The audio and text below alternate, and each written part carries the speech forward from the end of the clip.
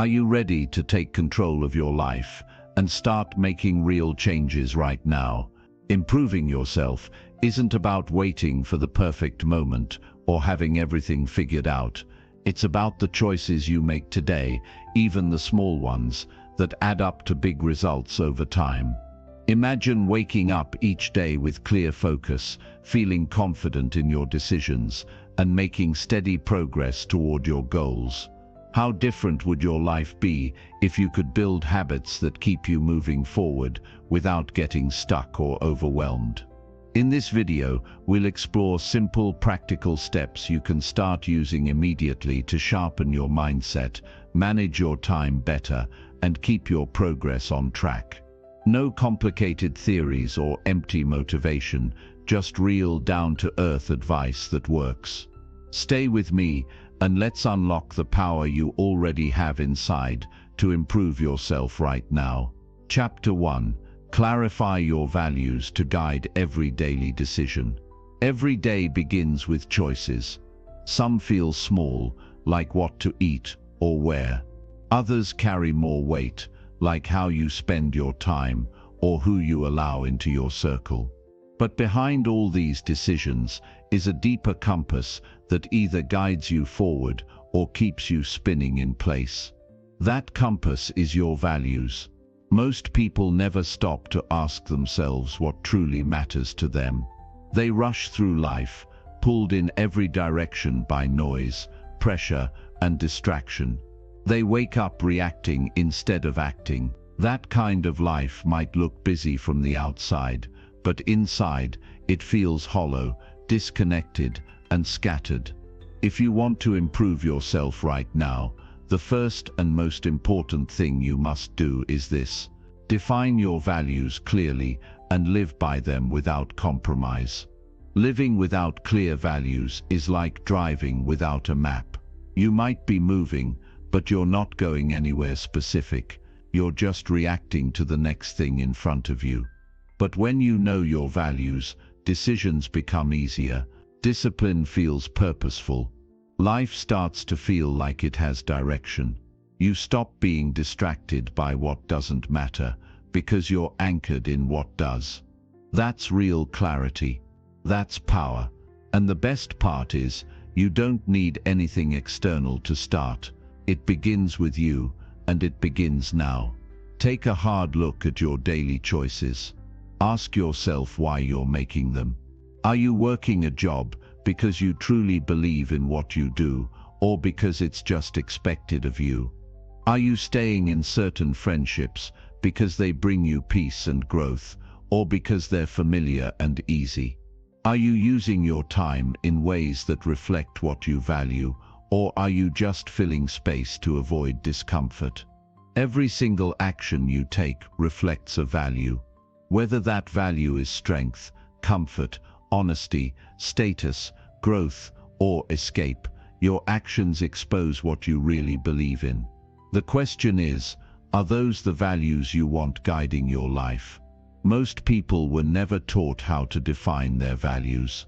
They picked them up from the world around them: parents, culture, social media, peers. Over time, they absorbed expectations without realizing it. They were told to succeed, to be liked, to make money, to fit in, to stay safe, to not stand out too much. These aren't always bad things, but they aren't necessarily yours. And when you live by values that don't truly belong to you, your life becomes a performance. You do things that look right on the outside, but feel wrong on the inside. That tension is what causes anxiety, confusion, and burnout. You can't live a powerful life if you're building it on someone else's blueprint. So how do you find your real values? You start by getting quiet. You tune out the noise and sit with yourself. You reflect on the moments in your life when you felt proud, strong, clear, and alive. What were you doing? Who were you with? What did that say about what matters to you? Maybe it was when you pushed through something difficult and it taught you that perseverance is a core value. Maybe it was when you told the truth even though it cost you something, and it showed you that integrity matters more to you than approval. Maybe it was when you helped someone without expecting anything back, and you realized that contribution fuels your sense of purpose. These moments are not random. They are signals, they are windows into your deepest self. Once you start identifying those values, write them down, don't overthink it. Choose 3 to 5 that resonate with you the most. These should not be words that sound good or impressive. They should feel honest, grounded, and personal. They should describe who you are when you're at your best. Maybe your values are growth, discipline, honesty, freedom, service, courage, or peace. Maybe they're completely different. It doesn't matter what they are, as long as they feel true to you. Now comes the hard part, living by them. This is where most people fall short. They define values, but they don't align their behavior with them. They say they value health, but ignore their body. They say they value honesty, but lie to avoid discomfort. They say they value family, but don't show up fully. If you want your values to change your life, you must use them to make real decisions, especially when it's hard. That means making trade-offs. That means disappointing people.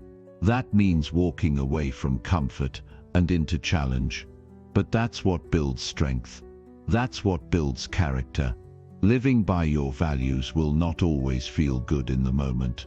It will often feel uncomfortable. That's because real alignment requires sacrifice.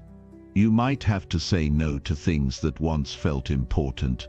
You might lose people who don't understand your direction. You might have to hold yourself to a higher standard than you're used to. But the reward is far greater than the cost. You gain something that no external reward can give you. You gain inner peace. You gain self-respect. You gain a life that feels honest. The truth is, you already know what matters to you. Deep down, your body knows when something feels right or wrong. Your gut tightens when you violate your own principles. Your mind races when your actions don't match your intentions. Your heart feels heavy when you betray what you know is true. Those signals are your inner compass. Most people just ignore them. They numb them with distractions, excuses, or rationalizations. But you don't have to. You can choose to listen. You can choose to align. That's how self-improvement starts, not with big gestures but with quiet integrity. Every morning, remind yourself of your values. Write them down. Reflect on them before you check your phone or rush into the world. Ask yourself what kind of person you want to be today. Then with each choice, check in. Is this in alignment? Is this moving me closer to who I want to become? If the answer is no, pause. Step back. Redirect. You are not a slave to impulse. You are a conscious being with the ability to choose. That is your power. That is your freedom. In a world full of noise, temptation, and shallow distractions, values are your anchor. They keep you steady when life shakes you. They remind you who you are when others try to define you. They give your actions meaning and your pain a purpose. They are the foundation on which real strength is built. And they are always within your reach. You don't need money, status, or approval to live by your values. You only need courage and honesty. This is not about being perfect. You will slip. You will make decisions that don't reflect your highest self. That's okay. Growth is not about never falling. It's about rising with more wisdom each time. When you step out of alignment, use it as a chance to reflect, learn, and recommit. Over time, the more you live by your values, the more natural it becomes. It stops feeling like a performance and starts feeling like who you truly are. That's the goal, to close the gap between your actions and your principles so completely that you no longer feel torn or divided. If you've been feeling lost or overwhelmed, start here. Don't try to fix everything at once. Don't chase 10 goals with no direction. Get clear on what matters most. Let that clarity shape your habits, relationships, priorities, and commitments. Make decisions that serve your values, not your fears. Walk away from what distracts you and move toward what strengthens you. Build a life that feels solid because it's rooted in truth. People often chase motivation, but clarity is more powerful than motivation. When you know what matters, you don't need hype to act. You act because it's who you are. You act because not acting would feel like a betrayal. That's what makes change last. Not a burst of energy, but a deep shift in identity. You don't just change what you do. You change why you do it. You move from being reactive to being intentional. And once you start living that way, everything changes. Your time is limited.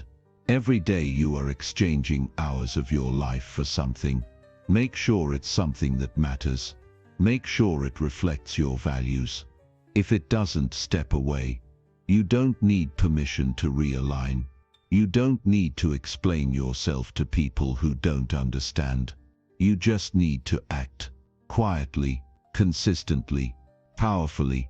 That's how you begin to improve yourself right now. Not with a perfect plan, not with external applause, but with internal alignment. You choose to live in a way that honors who you are. And you do it every day, especially when it's hard. That's how real strength is built. That's how self-respect is earned. That's how your life begins to feel whole again. Clarity is not a luxury. It's a necessity. Without it, you'll be busy but lost. You'll be successful but empty. You'll be surrounded by people but disconnected from yourself. But with it, you can face anything. You can walk through pain without being destroyed. You can stand alone without fear.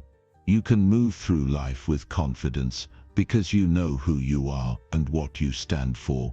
So stop waiting for the perfect time. Stop searching for motivation. Stop asking for permission. You already have what you need.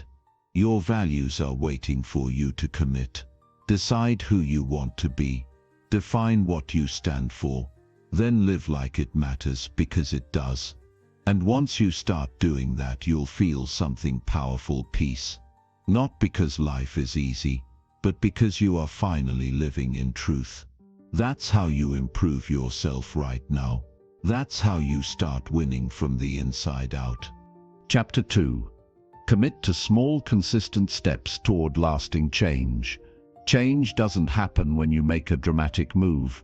Once it happens when you commit to the small things every day that nobody sees, that nobody praises, that nobody rewards at first. That's where the real transformation begins. Not in noise, not in excitement, but in steady, quiet consistency. If you want to improve your life, stop searching for the big breakthrough. Stop waiting for the perfect moment. Lasting change is never the result of one explosive effort. It is the result of daily intentional action stacked one on top of another until your past habits no longer define you. Most people fail to change because they chase intensity instead of consistency. They get inspired for a few days, dive into a new goal with everything they have, and then crash the moment life gets inconvenient. They expect results too fast. They confuse action with progress. They think that if it doesn't feel extreme, it's not working. But the truth is, improvement is not loud. It doesn't demand attention. It builds quietly. Progress whispers. And only those who commit to daily effort can hear it clearly. The problem is never your potential. It's your patience. You want change, but you want it fast. You expect to undo years of neglect in days. You expect a straight line from effort to reward. But nothing valuable in life works that way. Strength is not built in a day. Character is not formed in a weekend. Mastery doesn't come from bursts of motivation. It comes from showing up even when it feels pointless, even when you don't see the reward yet, especially when no one is watching. The only thing you need to begin is a commitment to keep showing up. Not a perfect plan, not unlimited time. Just the willingness to do one thing well today and then do it again tomorrow. The man who improves slowly every day will always outrun the one who sprints for a week and stops. One step repeated enough times will take you farther than 100 that lead nowhere. Start small, not because you're weak, but because it's smart. Real change begins with what you can control right now. Wake up earlier by 10 minutes. Drink water instead of soda. Put your phone down for 1 hour. Read 1 page. Do 5 push-ups. Speak with respect to yourself once today. These are not small things. These are foundational bricks. Stack them every day, and you will become unrecognizable in a year. The people who win long-term don't do it by force, they do it by precision. They know that one small shift, done consistently, rewires their entire identity. Every day you are reinforcing who you are. Your actions shape your self-image. When you skip what matters, you're not just losing a day, you're telling your brain that your goals don't matter. But when you show up for yourself, even in a small way, you're proving that you can be trusted. And that trust in yourself, that's what transforms your self-esteem, your confidence, and your future. The real secret is this: consistency creates momentum, and momentum creates belief. Once you start acting like the person you want to become, you begin to believe that change is possible. You no longer see improvement as a fantasy. You see it as a pattern you're building. But you can't wait until you feel ready. You'll never feel ready. You must start with what you have and allow your actions to create the readiness. You won't always feel motivated. That's a fact. But motivation isn't the goal. Momentum is created by doing what needs to be done, especially when you don't feel like it. That's where mental toughness is forged. That's where discipline is born.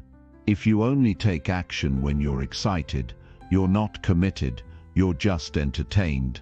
But if you take action when it's hard, when it's boring, when it's inconvenient, that's when change becomes real. There's a lie the world wants you to believe, that success should be instant, that you should feel good all the time. That hard work must always produce quick rewards. Don't fall for it. You are not here to be comfortable. You are here to grow. And growth comes from doing what matters long after the excitement fades. Every great transformation is the result of countless invisible days of repetition. Days when you choose progress over comfort. Days when you stay focused while others drift. Days when you say no to excuses and yes to effort. The key is not to rely on willpower. It's to build systems that remove the need for willpower. Set your environment up to support your goals. If you want to read more, put the book on your bed. If you want to eat better, remove junk food from your kitchen. If you want to wake up earlier, place your alarm across the room. These small adjustments remove friction. They make the right choice easier. Discipline becomes easier when the path is clear. Stop thinking in extremes. Stop telling yourself that you must go all in or not at all. That mentality is poison. It keeps you stuck in cycles of guilt and burnout. Instead, focus on progress, not perfection. If you can't do the full workout, do half. If you can't meditate for 20 minutes, do 2. If you can't write a full page, write 1 sentence. Momentum beats intensity every time.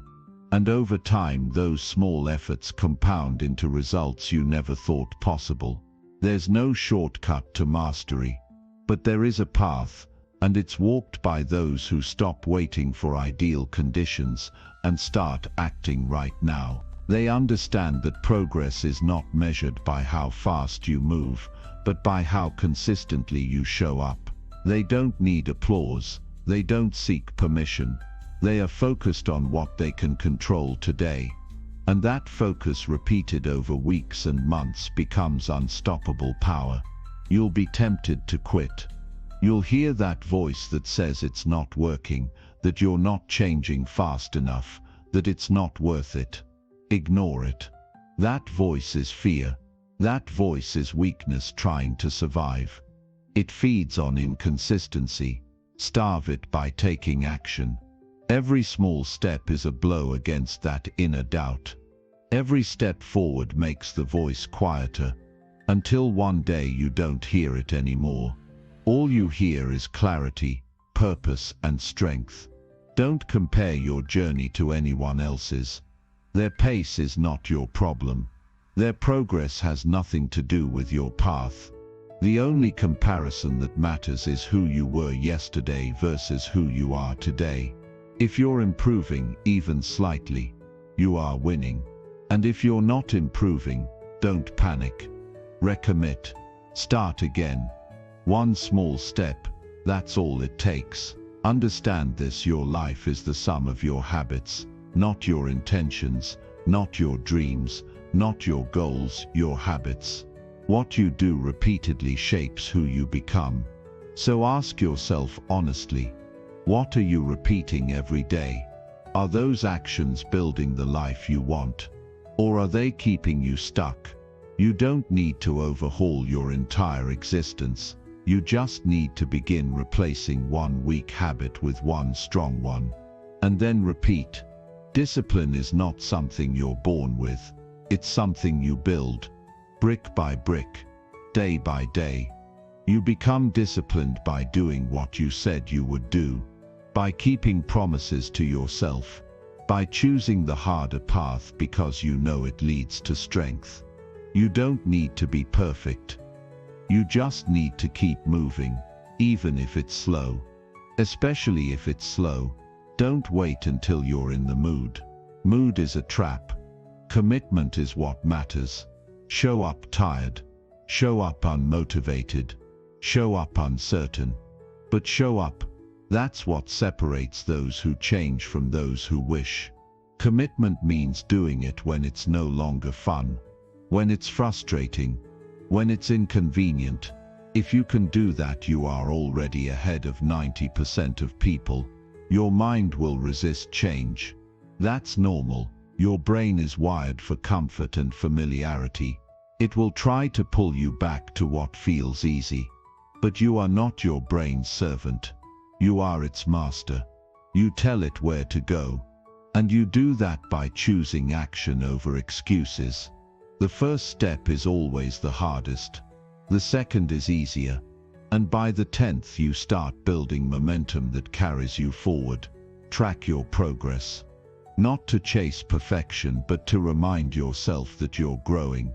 Write down what you did today that you wouldn't have done a month ago.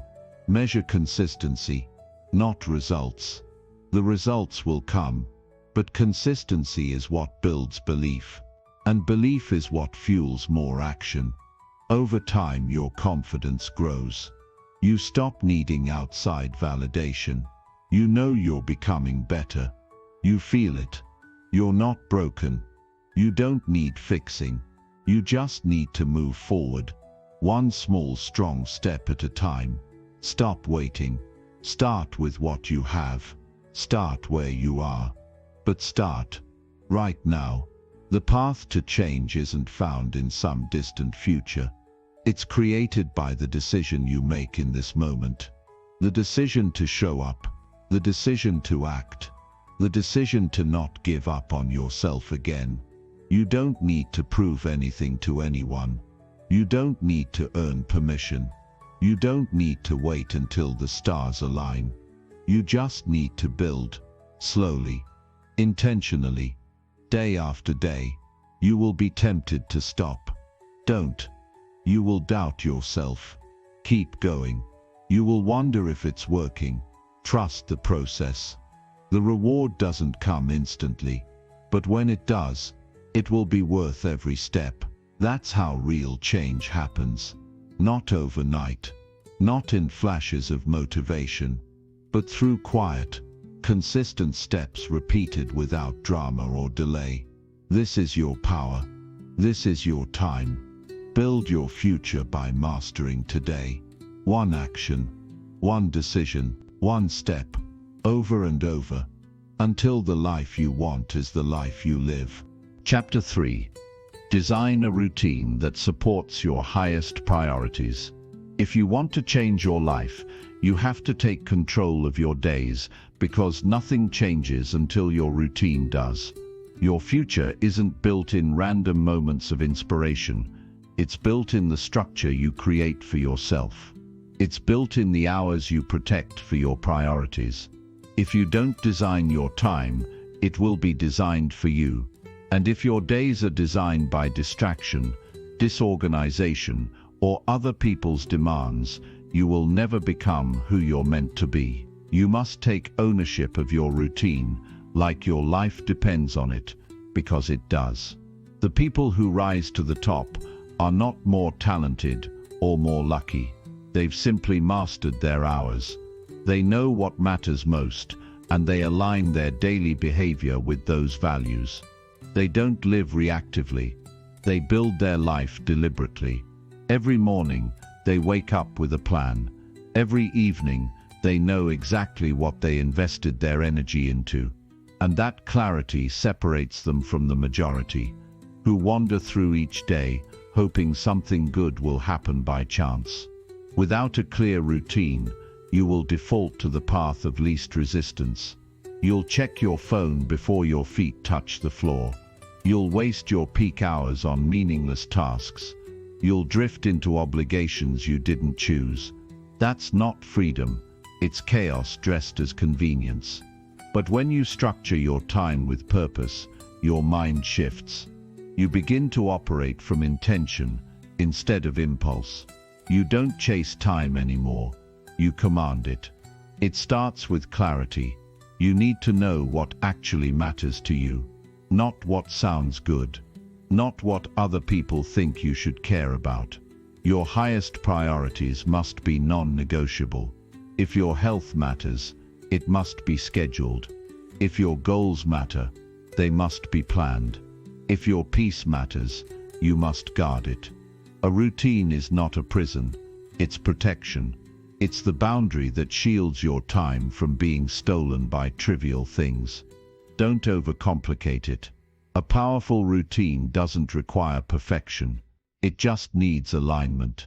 It needs to reflect the life you say you want. So if you want to grow mentally, create space in your morning to read, journal, or reflect.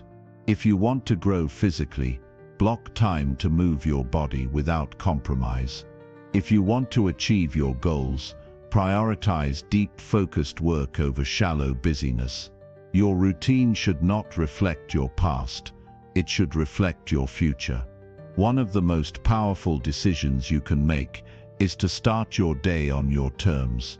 The first hour of your day sets the tone for everything that follows. If you begin with chaos, distraction, or passivity, you enter the day already defeated. But if you begin with intention, clarity, and action, you build momentum before the world has a chance to interfere. Wake up earlier, not because it's trendy, but because it gives you space. Space to think, space to breathe, space to act before the noise begins. You don't rise to the level of your motivation, you fall to the level of your systems. If you don't structure your days, you'll rely on willpower, and willpower fades. Systems don't. Systems carry you when energy dips. Systems keep you focused when emotions shift. A well-designed routine is a system that removes decision fatigue and reduces friction. You don't have to guess what to do next. You just follow the rhythm you've built for yourself. Start small. Build anchors into your day that ground you. An anchor could be a specific task done at a specific time. A morning walk, a writing session after lunch, a nighttime review before sleep. These anchors become your rhythm. They create stability, and with enough repetition, they shape your identity. You no longer think of yourself as someone who tries to stay focused. You become someone who is focused, because your routine reflects that truth. When you design your day, make sure it serves the life you want, not the life you're trying to escape. A routine is not meant to numb you. It's meant to wake you up. It's not about filling every minute. It's about filling your time with meaning. Say no to what doesn't matter, not because you're rude, but because your vision deserves protection. Every yes to distraction is a no to discipline. Every yes to comfort is a no to progress. Build a routine that makes saying no easier. You can't just schedule tasks, you must schedule energy. Know when you're at your best, and guard that time like gold. If your mind is sharp in the morning, don't waste it on emails. If you crash mid-afternoon, schedule breaks. Your routine should reflect your rhythm. It should adapt to your reality, not some fantasy of hyper-productivity. The goal isn't to do more, it's to do what matters, better, deeper, more consistently. Don't confuse activity with alignment. A full calendar means nothing if it's filled with low-value distractions. Your time is your greatest resource. Every minute spent on autopilot is a minute stolen from your potential. Audit your days. Ask yourself what habits are fueling your goals and which ones are draining them. Then design around that truth, ruthlessly. This is your life. You don't have time to waste on anything less than purpose. A great routine doesn't remove spontaneity. It protects your capacity for it. When your essentials are structured, you gain flexibility with the rest. You're not constantly catching up. You're not running from task to task without breath. You have space to think, to create, to connect. That's what structure gives you, freedom on the other side of discipline. Discipline is built through repetition, not intensity. So don't try to overhaul everything in 1 week. Choose one habit that reflects your priority and lock it in. Then build around it. Let your routine evolve as you grow. It's not fixed. It's not rigid. It should adapt to your season, your goals, your responsibilities. But no matter what changes, the principle stays the same. Your routine must reflect what matters most. When you're tired, your routine keeps you going. When you're lost, your structure brings clarity. When the world is chaotic, your schedule gives you peace. This is not about being robotic. It's about being intentional. Most people drift. They don't know how they spent the week. They can't explain why they're stuck. Don't be like them. Live with design, not default. Your mind is clearer when your time is structured. Your stress drops when your hours are directed. You don't need more time, you need better use of it. A strong routine removes the clutter. It eliminates the unnecessary. It reveals what truly matters. And once you live from that place, everything changes. Your confidence grows. Your output improves. Your vision sharpens. You no longer need motivation to keep going. You have a path, and the path pulls you forward. There will be resistance. Your old habits will fight back. You'll be tempted to skip, delay, or give up. That's normal. But every time you stick to your routine, even slightly, you weaken the voice of resistance. You prove that your future matters more than your feelings. That you don't serve comfort, you serve purpose. And that choice made daily transforms everything. You don't need to wake up at 5 a.m. or follow someone else's formula. You need a routine that fits your mission. One that makes your life easier to manage, not harder. One that frees your mind to focus on what matters. One that reflects your goals, your values and your priorities, not your distractions, fears or obligations. And remember, your routine is not only about productivity, it's about identity. It's about becoming the kind of person who lives with intention, who doesn't wait to feel ready, who doesn't rely on chaos to feel alive. When you choose structure, you choose power. When you live by design, you reclaim your life. Your routine is a reflection of what you believe you deserve. When you treat your time with value, you send a message to yourself: my life matters. My priorities matter. My goals are worth protecting. And over time, those decisions compound into extraordinary outcomes. Not because you tried harder than everyone else, but because you were consistent with what counts. Every day is a vote for the future you want to build. Your routine is how you cast that vote, over and over, until the gap between who you are and who you want to become disappears.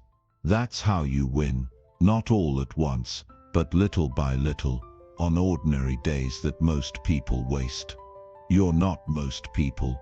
You're here to take control. You're here to live fully. You're here to build something real.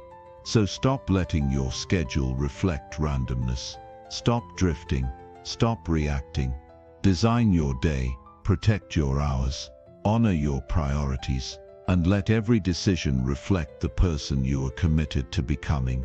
That's where success lives, not in the future, not in dreams, but in how you spend the next hour. Take control of that hour. Then repeat. That's how you change everything. Chapter 4. Eliminate distractions that weaken your focus and progress. If you want to take your life to the next level, you have to stop letting distractions rob you of your focus and your future. Every day you're being pulled in 1,000 directions: notifications, noise, temptations, conversations that drain you, content that numbs you. It never stops. And if you don't consciously choose what you give your attention to, you'll be left with nothing but scattered energy and unrealized potential. Greatness requires focus, and focus requires elimination. You cannot build anything meaningful while constantly surrendering your mind to interruptions. You say you want to grow. You say you want to change. But you scroll endlessly, chase dopamine hits, and let your time be consumed by things that don't serve you. That's not discipline. That's delay. That's avoidance disguised as entertainment. Distractions don't look dangerous because they're disguised as harmless habits, but they are the silent killers of progress. They're the reason you feel overwhelmed but unaccomplished, busy but not fulfilled, tired but not productive. You weren't born to be distracted. You were born to create, to build, to contribute something real. But that version of you can't come alive if your mind is constantly hijacked by things that don't matter. You have to start asking better questions. Does this help me or hurt me? Does this move me forward or keep me stuck? If the answer isn't growth, you need to cut it ruthlessly, because nothing will change until you change what you tolerate. Your attention is currency. Every second you give away is a payment you'll never get back. You think it's just one more video, one more check of your phone, one more minute of scrolling, but those minutes add up. They become hours, then days, then months of wasted energy that you'll never recover. And the scary part is, you won't even realize it's happening until you look back and wonder where the time went. Take your attention seriously. Guard it like your future depends on it, because it does. You can't focus if you're constantly reacting, and you can't make real progress if your environment is designed to distract you. Look around, your space, your apps, your routines. Are they helping you lock in, or are they stealing your clarity? Clean your digital life. Turn off non-essential notifications. Unfollow the accounts that flood your mind with comparison. Remove apps that serve no real purpose. Create physical spaces that signal work, reflection, or peace. You can't expect laser focus in a chaotic environment. Don't just try to resist temptation, eliminate it. Willpower is not a long-term strategy. If your distractions are within arm's reach, you will eventually give in. So take the decision out of your hands. Put your phone in another room. Use website blockers when you need deep focus. Tell the people around you when you're unavailable. These may seem like small changes, but they create massive leverage over time, because now you're not fighting for focus, you're setting yourself up for it. The greatest performers, creators and leaders don't just manage time, they manage attention. They know their energy is limited, and they spend it with precision. They don't allow noise to enter their minds unless it serves their mission. You need to adopt that same level of intensity. Stop trying to balance everything. Start cutting what doesn't belong. Not everything deserves your energy. Not every opportunity is meant for you. Not every invitation needs a response. Every yes to distraction is a no to discipline. It's not enough to want progress. You have to create the conditions that make progress possible. That means simplifying your commitments. That means learning to say no. That means choosing depth over speed and presence over pressure. You don't need to do more. You need to be more intentional with what you allow into your life. Because what you allow, you repeat. And what you repeat becomes who you are. You'll never find your power in a distracted state. Distraction weakens you. It scatters your thoughts, clouds your vision, and dulls your drive. You start losing the sharpness that's required to break through. But when you eliminate distractions, even for a short time, your mind begins to reset. You think clearer. You move with more purpose. You begin to remember what it feels like to be in control of yourself again. The world will not make this easy for you. Everything is designed to steal your focus. The platforms you use, the media you consume, the devices you carry, they are all built to hook you, addict you, and keep you passive. So if you want to break free, you need to be intentional. You need to create rules for yourself that protect your attention, and you must treat those rules with the same seriousness you'd treat any contract.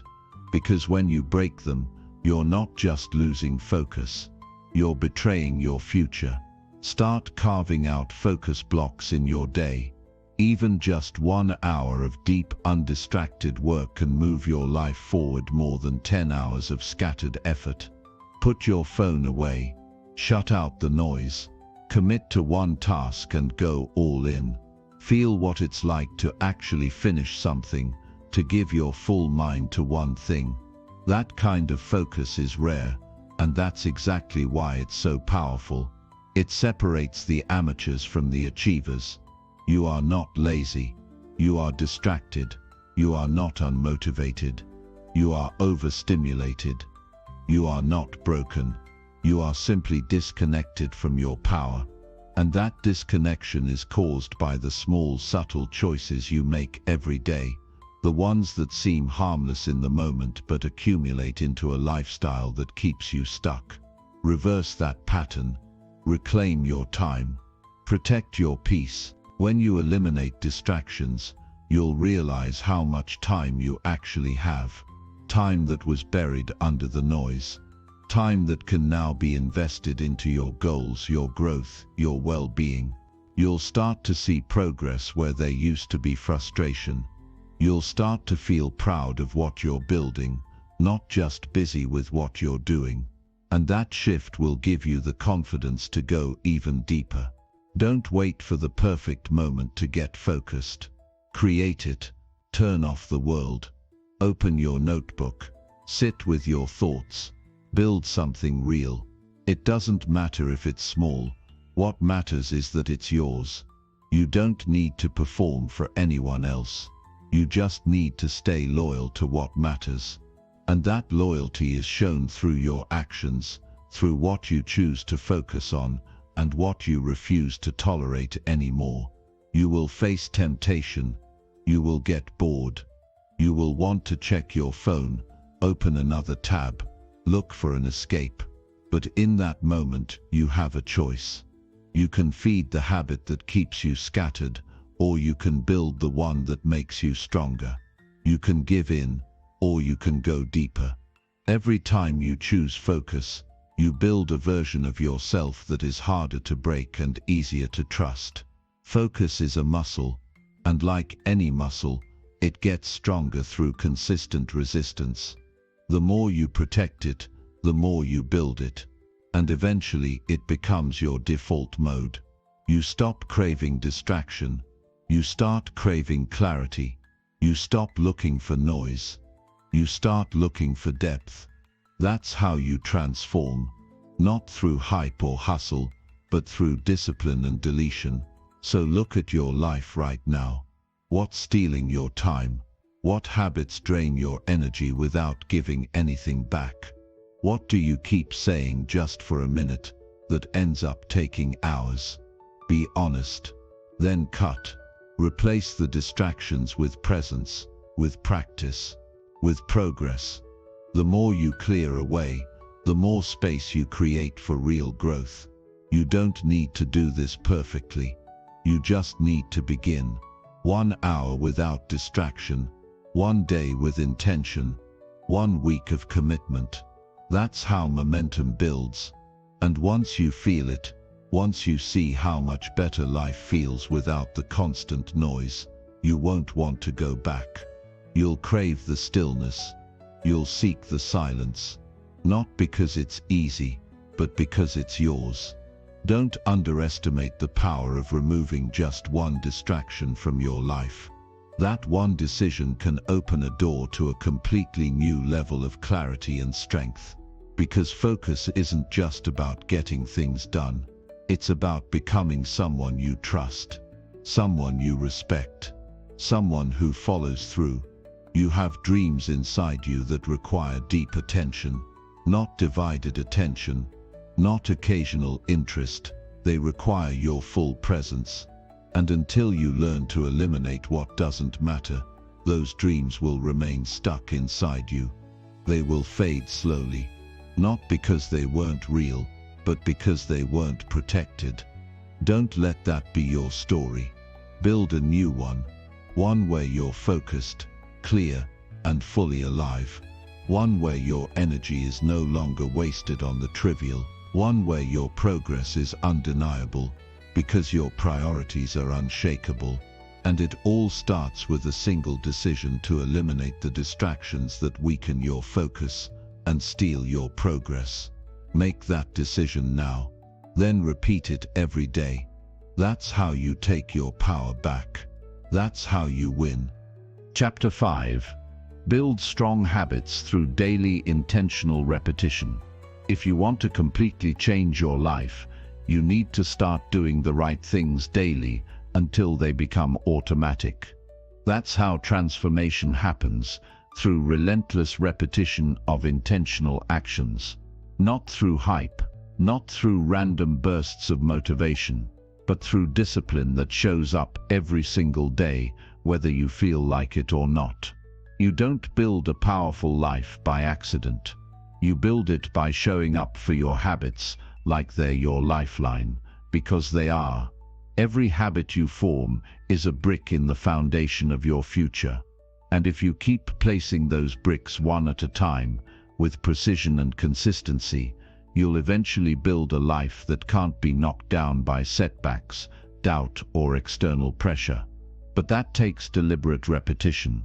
It's not about doing it once. It's about doing it again and again until it becomes part of who you are. Most people don't fail because they lack vision. They fail because they lack the patience to repeat small efforts long enough to create momentum. They chase the next big thing instead of mastering the basics. They overcomplicate the process instead of trusting the power of simplicity. The truth is, you don't need more complexity. You need more consistency. You need to pick the habits that align with who you want to become, and then repeat them with intention until they no longer require force. Don't wait for motivation to show up. Design your life around your standards. Habits are the systems that carry your identity forward. If you want to feel confident, start doing things that reinforce confidence. If you want to feel healthy, start repeating the behaviors of someone who respects their body. If you want to become focused, stop making decisions based on how you feel in the moment and start doing what aligns with your long-term vision. This is where most people break. They start strong and then disappear. They get frustrated because results take time. They want instant transformation, but they forget that habits compound. You don't notice the growth immediately. You don't feel the change every single day. But that doesn't mean it isn't working. It's like planting a seed. You don't dig it up every morning to check if it's growing. You water it. You expose it to sunlight. You trust the process, and eventually it breaks through the surface. That's what happens with intentional repetition. When you show up daily, even if the progress seems invisible, you are building something real beneath the surface. Your brain starts rewiring. Your identity starts aligning with your actions. You begin to believe in your own consistency. And once belief sets in, you become unstoppable. Not because things get easier, but because you've trained yourself to keep going. Small disciplines repeated over time lead to massive breakthroughs. But the key is the intention behind them. Mindless repetition won't get you anywhere. You can go through the motions for years and never change. But when you show up with full presence, when you pour energy into every rep, every word, every practice, that's when transformation begins. You have to mean it. You have to be in it. You have to treat each repetition like it matters, because it does. You don't need to master 10 things at once. You need to master one thing and let that mastery create momentum. Focus on one keystone habit. Wake up early. Train your body. Journal your thoughts. Read for growth. Whatever habit aligns with your higher self, lock into it. Don't skip it. Don't talk yourself out of it. Don't water it down. Repeat it until you can't imagine a day without it. That's when it becomes part of your character. You need to stop treating your habits like temporary solutions. They are your life system. You don't brush your teeth for 30 days and then quit. You do it because that's what clean people do. In the same way, you don't journal for a week and stop. You don't meditate a few times and give up. You keep going because that's what focused, calm, and self-aware people do. Your habits must reflect the type of person you are becoming, not the mood you're in, and that's the shift most people never make. They operate from feeling instead of identity. If they feel tired, they skip. If they feel distracted, they delay. But winners don't make decisions based on emotions. They make decisions based on commitment. They know that every time they show up, even when it's hard, they reinforce a stronger version of themselves. And that version starts to take over. You won't always feel progress. Some days will feel flat. Some days will feel frustrating. But if you repeat the right habits long enough, they will eventually deliver more than you expected. They'll start to build momentum in every area of your life. You'll start to notice how waking up early improves your clarity, how journaling helps you manage stress, how consistent workouts build mental toughness. It all connects, but only if you stay with it long enough. There is no substitute for showing up. You can read all the books, watch all the videos, and plan the perfect routine. But if you don't repeat your actions, you'll stay stuck. Execution matters more than inspiration. Repetition matters more than excitement. You don't need another life hack. You need to do the things you already know, repeatedly and deliberately. until they change your life. Repetition without purpose is a waste, but repetition with focus is the most powerful force you can harness. It's what separates amateurs from professionals, dabblers from masters, dreamers from achievers. The difference isn't talent, it's who's willing to repeat what works even when it feels boring, uncomfortable, or slow. You need to become the kind of person who keeps their promises to themselves. That means doing the thing every day, not just when it's convenient. Because the real power of habits isn't just what they do for you, it's who they prove you are. When you follow through consistently, you stop doubting yourself. You stop negotiating with your goals. You build self-trust, and that trust is what unlocks real progress. Don't chase excitement, chase mastery. Mastery is the result of repetition done with care. It's built in silence, over time, without applause. And most of the time, no one will notice. But that's the point. You're not doing it for attention.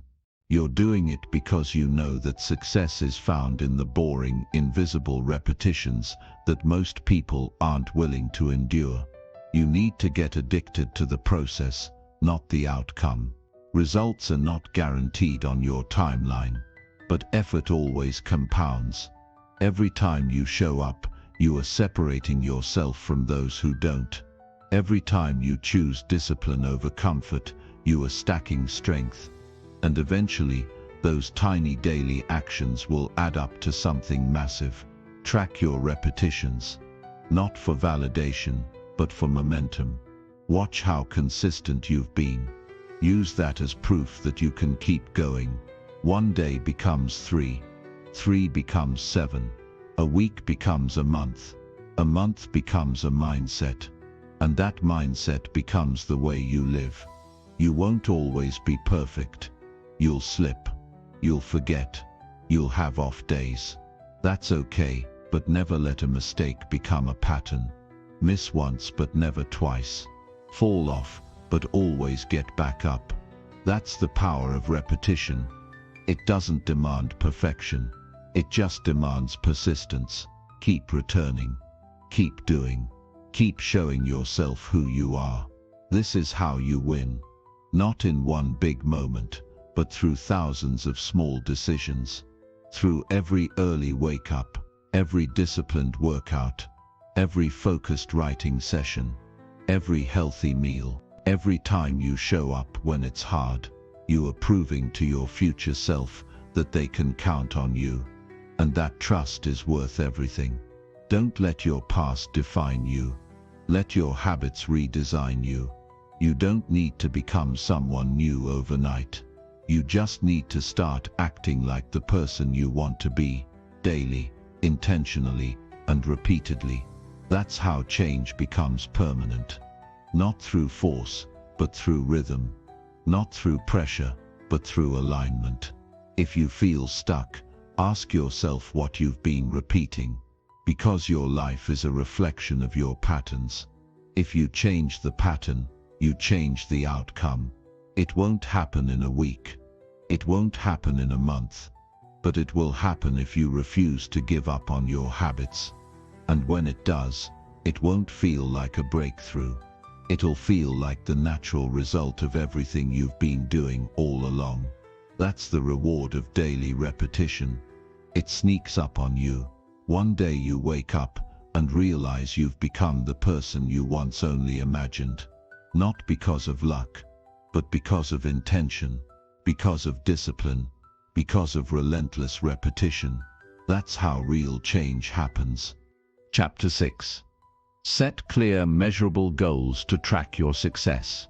If you want to stop drifting through life and finally take control of your future, you must start setting goals that are so clear and measurable that there's no room for confusion. Because vague intentions produce vague results, but sharp goals shape sharp minds. You can't hit a target you can't see. And most people fail not because they're incapable, but because they never defined what winning actually looks like. You've got to make it specific, concrete, and visible, something you can measure, track, and work toward every single day with purpose. Success doesn't show up randomly. It arrives where clarity lives. It rewards the person who sets the direction, takes the steps, and tracks the path. Without a defined destination, your effort scatters, your time leaks, your progress stalls. That's why you need a measurable target. Something that tells you, yes, I'm getting closer, or no, I'm off course. Goals are not just about the dream, they are about the data, numbers, evidence, proof that you're moving forward. Every high achiever understands this. They know that what gets measured gets managed. They don't rely on hope. They don't guess. They track. They monitor. They reflect. And if something isn't working, they adjust. They don't confuse movement with progress. They understand that being busy isn't the same as being effective. And to be effective, your goals must be written, reviewed, and pursued with intention.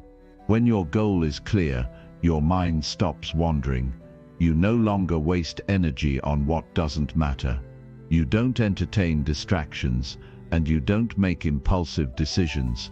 You filter your actions through a simple question: does this move me closer to my goal? If the answer is no, you cut it.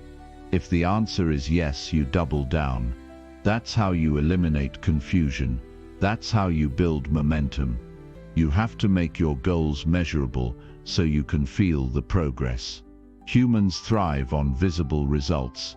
That's why tracking matters. When you see that number change, whether it's steps walked, books read, dollars saved, or reps completed, you experience progress in real time.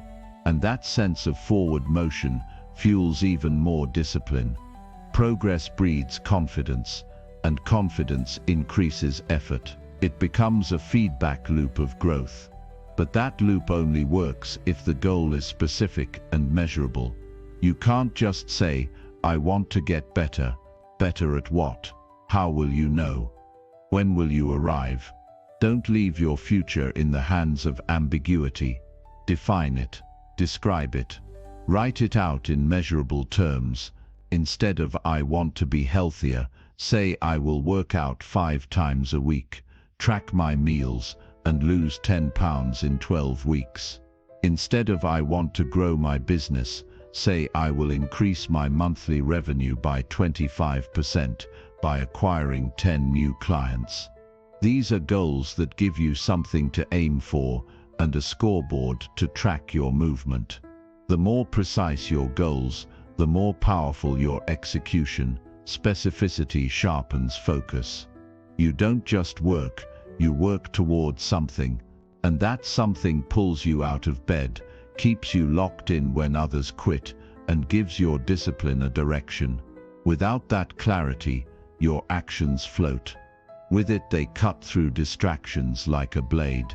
Most people resist measurable goals because they fear failure.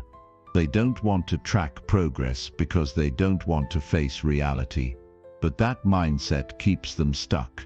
Tracking doesn't expose your weakness. It reveals your starting point. It tells you where you are so you can figure out how to close the gap. It's not about judging yourself. It's about equipping yourself. Because you can't improve what you don't monitor. When your goals are written down, you move from wishful thinking to intentional living. You give yourself a target to calibrate your day around. And once you do that, your habits start aligning. You stop saying yes to things that don't support your mission. You begin making time for what matters most. You start rejecting what pulls you off course. That level of focus is rare, but it's where real transformation lives. If your goals don't challenge you, they won't change you. Don't be afraid to aim high, but make sure you back it up with structure. A big goal without a system is just a fantasy. You need deadlines, checkpoints, and standards. You need weekly reviews to measure what's working and what's not. You need to know exactly what success looks like today, not just someday. Progress is motivational, but only if you can see it. That's why daily tracking is essential. Set a goal, break it down into actionable steps, and track your performance. Whether it's a habit tracker, a spreadsheet, a journal, or an app, use whatever tool keeps you honest. What matters is that you're paying attention, you're checking in, you're staying awake to your own behavior. You don't have to be perfect, you just have to be consistent. Even if you fall short, the act of tracking keeps you engaged. It keeps your mind focused on improvement instead of complacency. It keeps your energy directed toward results instead of excuses. And over time, the gap between where you are and where you want to be starts shrinking. Let go of vague dreams and start building precise plans. Write your goals in a place you see every day. Review them in the morning and reflect on them at night. Build your schedule around them. Make your actions match your ambitions. Let your calendar reflect your values. Because if it's not scheduled, it's not real. And if you don't measure it, you won't manage it. The process of setting and tracking measurable goals builds self-respect. It tells your mind, I take my life seriously. I don't guess. I don't drift. I decide. I track. I grow. That's how you build belief in yourself. Not through hype, but through evidence. Through the quiet confidence that comes from doing what you said you would do and proving it with numbers. If you've ever felt lost, stuck, or overwhelmed, chances are your goals aren't clear. Clarity simplifies your path. It removes emotional noise. It gives your discipline a direction, and the more you measure, the more you learn. You learn what motivates you. You learn what throws you off. You learn how to course correct. This is what separates professionals from amateurs: tracking, adjusting, improving. Don't overcomplicate the process. Start simple. Set a goal for one area of your life: your health, your finances, your learning, your focus. Make it specific. Make it measurable. Attach a timeline. Track it daily. Reflect weekly. Adjust as needed. And keep going until you hit it. Then raise the bar. Stack another goal. Build the habit of achievement. Let success become a process, not a one-time event. When you build a system of measurable goals, you stop reacting to life and start directing it. You become proactive, strategic, relentless. You don't leave your future to chance, you engineer it. That's the power of setting clear, trackable objectives. It's not just about the goal. It's about who you become in the pursuit. It's about building the mindset of someone who follows through. If you want to change your life, start measuring your actions. Track your progress. Watch the data. Let the numbers guide your next move. Don't rely on memory. Don't assume. Know where you stand. Know what's working. Know what needs to change. This is the foundation of progress. It's not flashy, but it's effective. It's not glamorous, but it works. Set the goal. Make it measurable. Break it into steps. Track those steps daily. Review weekly. Adjust monthly. Repeat relentlessly. That's the formula. That's the process. That's how you take control of your growth and build a life that reflects your true potential. It's not about perfection. It's about precision, and it's available to anyone willing to put in the work. Now it's your turn. Set the goal, track the steps, and never look back. Chapter 7. Cultivate self-discipline by challenging comfort zone limits. If you want to live a life that stands out, you must get comfortable doing the things that most people avoid. Comfort is not your friend, it's your prison. The more you obey it, the more it traps you in routines that keep you average. If you want to cultivate self-discipline, You must start pushing the limits of your comfort zone every single day. Not once a week. Not when you feel like it. Every single day. You need to prove to yourself that you are stronger than your excuses. You need to break the mental patterns that keep you soft, passive, and reactive. Self-discipline isn't something you're born with. It's something you build. And you build it by going against what's easy. Discipline is created in the moments when you feel resistance and still move forward. It's developed in the early morning when the alarm goes off and everything in you wants to sleep longer, but you get up anyway. It's forged when you're tempted to quit, but you don't.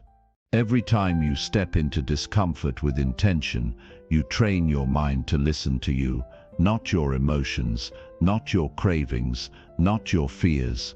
The only way to become disciplined is to stop negotiating with comfort. That's the secret most people avoid. They wait for motivation.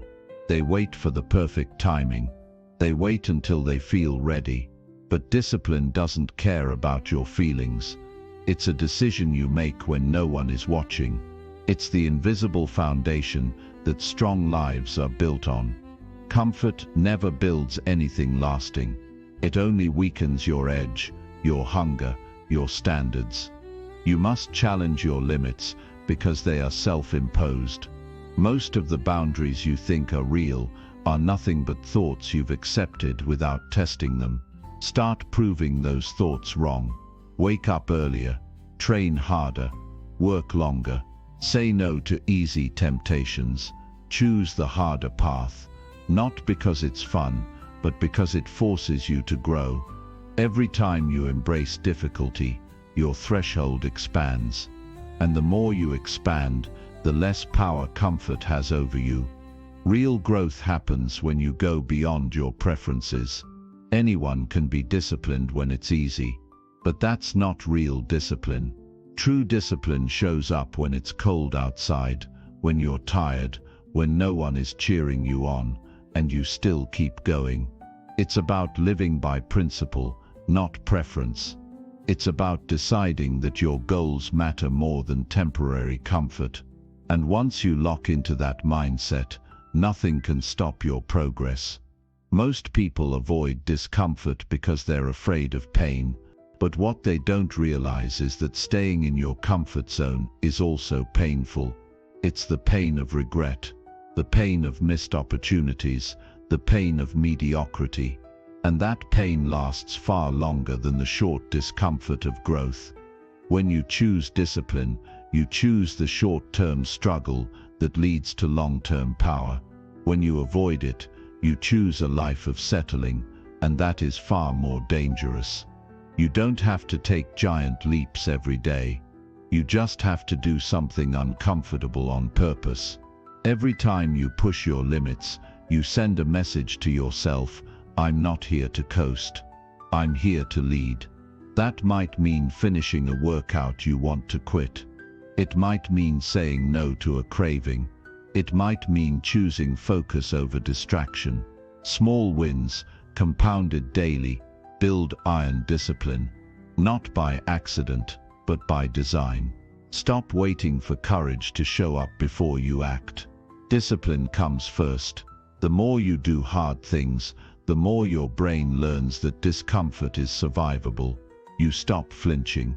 You stop backing down. You build a new identity, someone who does what needs to be done, regardless of how it feels. That identity is what separates the people who lead from the people who follow. The truth is, the comfort zone never satisfies you. It numbs you. It promises rest but delivers stagnation. It offers ease but steals your potential.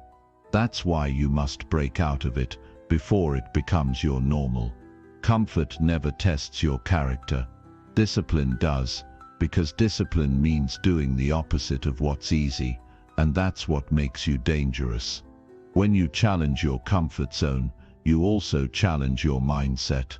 You start seeing yourself differently. You stop settling.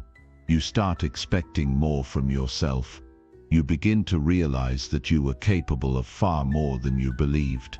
And that realization fuels your next step.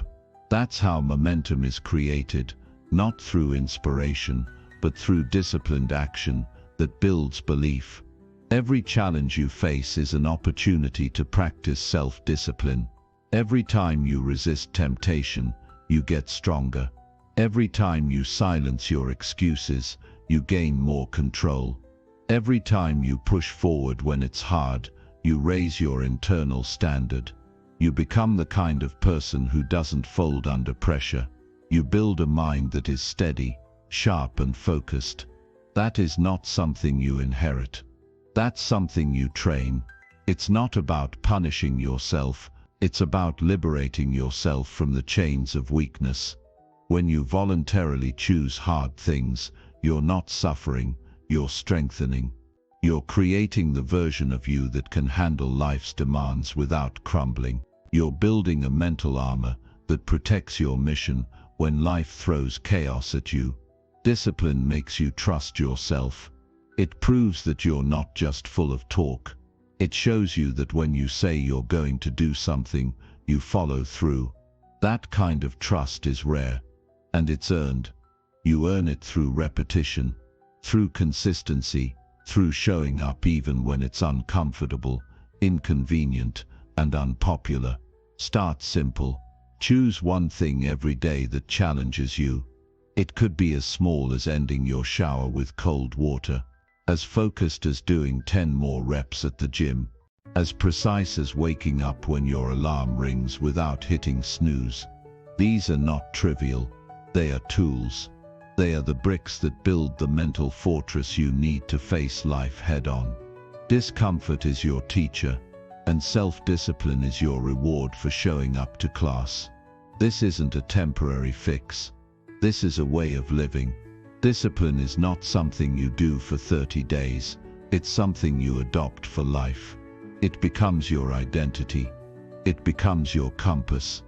And once you've trained your mind to live beyond comfort, nothing can pull you back into weakness. You'll look around and realize you don't operate like most people, and that's the point. Your comfort zone is crowded. It's where average lives. It's where dreams die quietly. But discipline, that's where greatness is built. That's where your highest potential waits for you. And it's not going to come to you. You have to go after it. You have to be willing to feel the pain, the burn, the resistance, and move forward anyway. If you want to grow, you must outwork your fear of discomfort. You must get addicted to improvement, not ease. The reward is not just external success, it's internal mastery. It's the feeling of knowing that you're not controlled by weakness, laziness, or fear. It's the confidence that comes from being the kind of person who never backs down from a challenge. Discipline isn't a punishment, it's a privilege. It's how you honor your potential. It's how you respect the gift of life. And the more you live with discipline, the more you start living with power.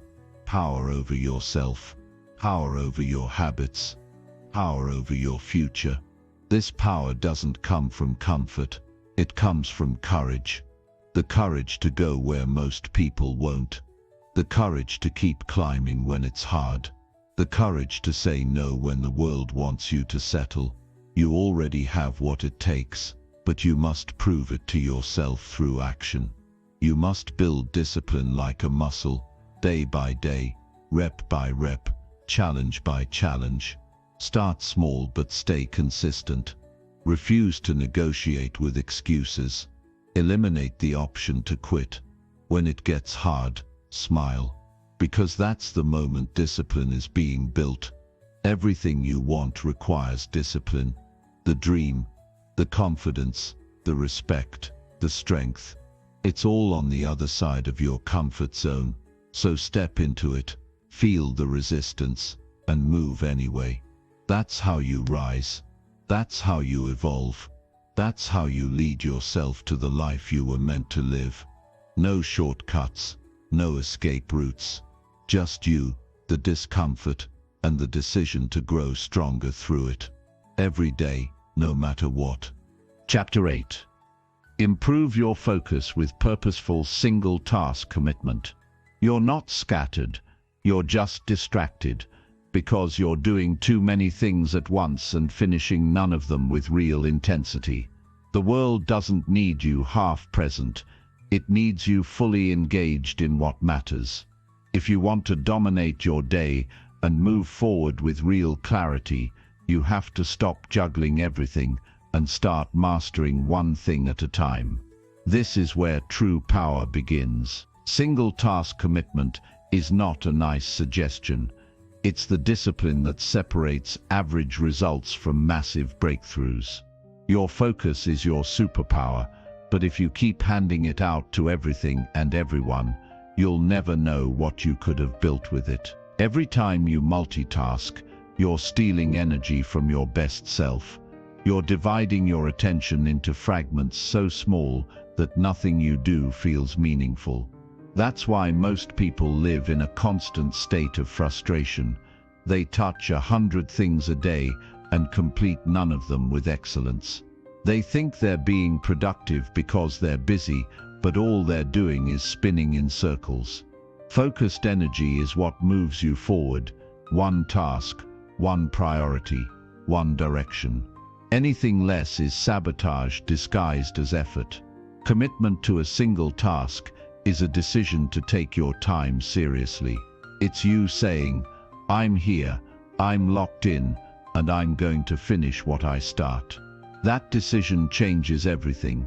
It brings clarity to your actions, presence to your mind, and results to your life. When you pour everything you've got into one thing, you tap into a deeper layer of concentration that multiplies your output. You start doing in an hour what others can't do in a day. That's the power of purpose-driven attention. But this kind of focus isn't natural. It must be built. You've been trained to be distracted, trained to check your phone every 5 minutes, trained to jump between tabs, trained to answer every notification. That's not your fault, but it is your responsibility to fix.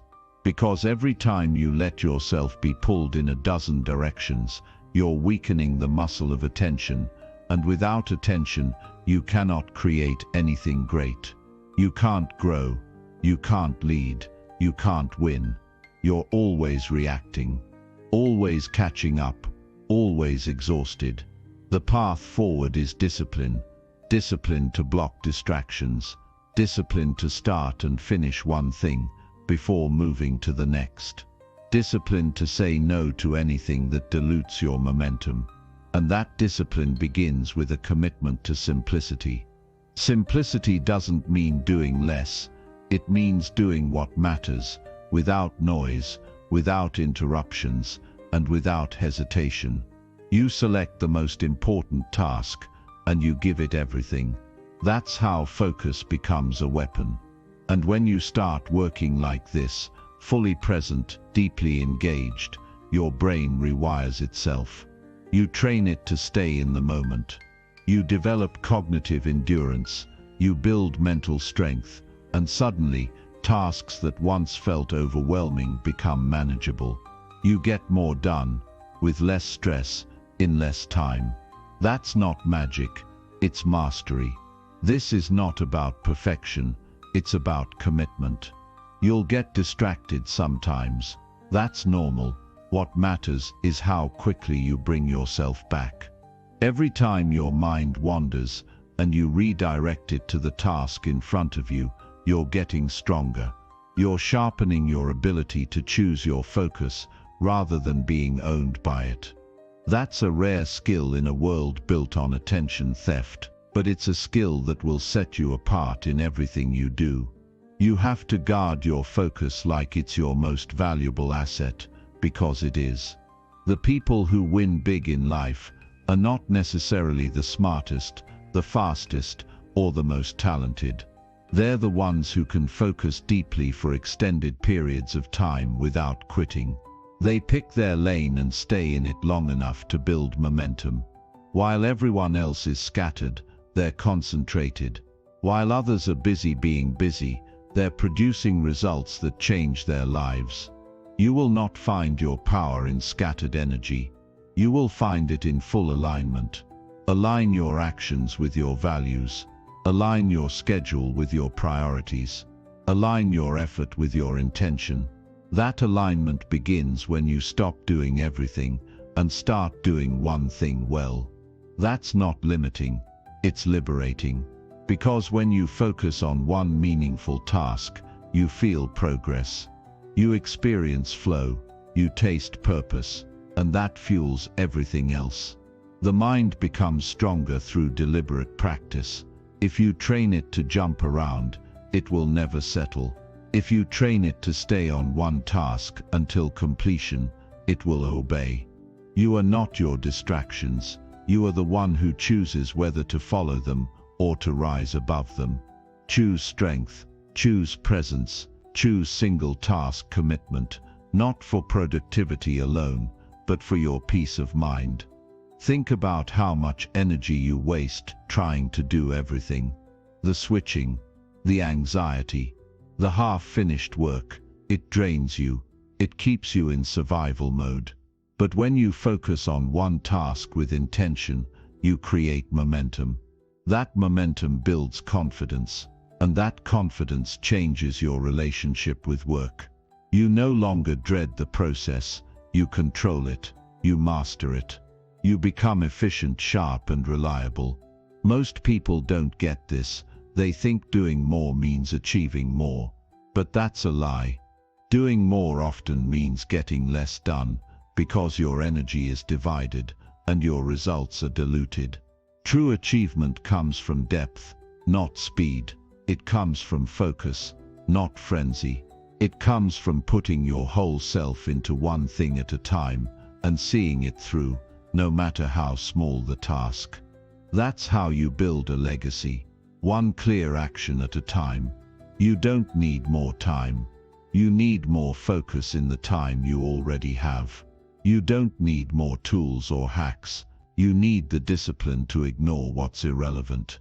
You don't need to be more talented. You need to stop chasing noise and start building consistency. All the growth you seek is already possible if you learn how to focus with purpose and follow through with commitment. Start by setting clear intentions for every task. Know exactly what you want to accomplish before you begin. Then remove every obstacle to your attention. Silence your phone. Close the tabs. Clear the workspace. Create an environment where your focus can thrive. And once you begin, stay with it. No jumping, no switching, no checking, just full presence, full power, full responsibility. Your focus is fragile when it's new, but it becomes unbreakable with training. Practice giving one task your undivided attention for a set period of time. Start small if you must. 20 minutes, then 40, then an hour. Build your capacity slowly, just like lifting weights. The more you practice, the easier it becomes to stay in flow and ignore distractions. This is how focus becomes second nature. Single tasking is not just about efficiency. It's about integrity. It's about honoring the work in front of you. It's about bringing your full self to every moment. Because how you do anything is how you do everything. If you show up scattered, you get scattered results. If you show up focused, you get focused results. There is no shortcut, just commitment, discipline, and consistency. And here's the truth. This level of focus won't feel normal at first. It will feel boring, slow, even uncomfortable. You're used to stimulation. You're used to jumping around. But that's exactly why you need to break the cycle. Because greatness isn't built on excitement. It's built on repetition, on showing up, on staying with one thing long enough to make it count. Every time you resist the urge to switch tasks, you reclaim your mind. You break the addiction to distraction. You rebuild your ability to think deeply, work effectively, and finish what you start. This is your edge. This is your advantage. In a world of constant noise, focus is rare and rare is valuable. Let others be scattered. Let others chase everything and finish nothing. You are different. You are disciplined. You are focused. You are a builder. And builders don't rush. They don't quit. They don't bounce between ideas. They commit. They stay. They complete. That's how you win. That's how you create results that matter. So make the decision now. No more chaos. No more divided energy. From this moment forward, you commit to focused execution. You pick your most important task. You give it everything. And you do it again tomorrow. And the day after. Until it becomes who you are. Because at the end of the day, your life is the sum of what you choose to focus on. So choose wisely. Choose powerfully. And choose to finish what you start with fire, with purpose, with everything you've got. Chapter 9. Strengthen resilience by embracing and learning from failures. Failure is not your enemy. It's your greatest teacher dressed in discomfort.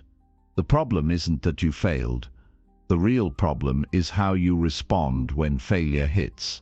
Most people shrink. Most people retreat. Most people make the mistake of believing that setbacks define their future. But not you.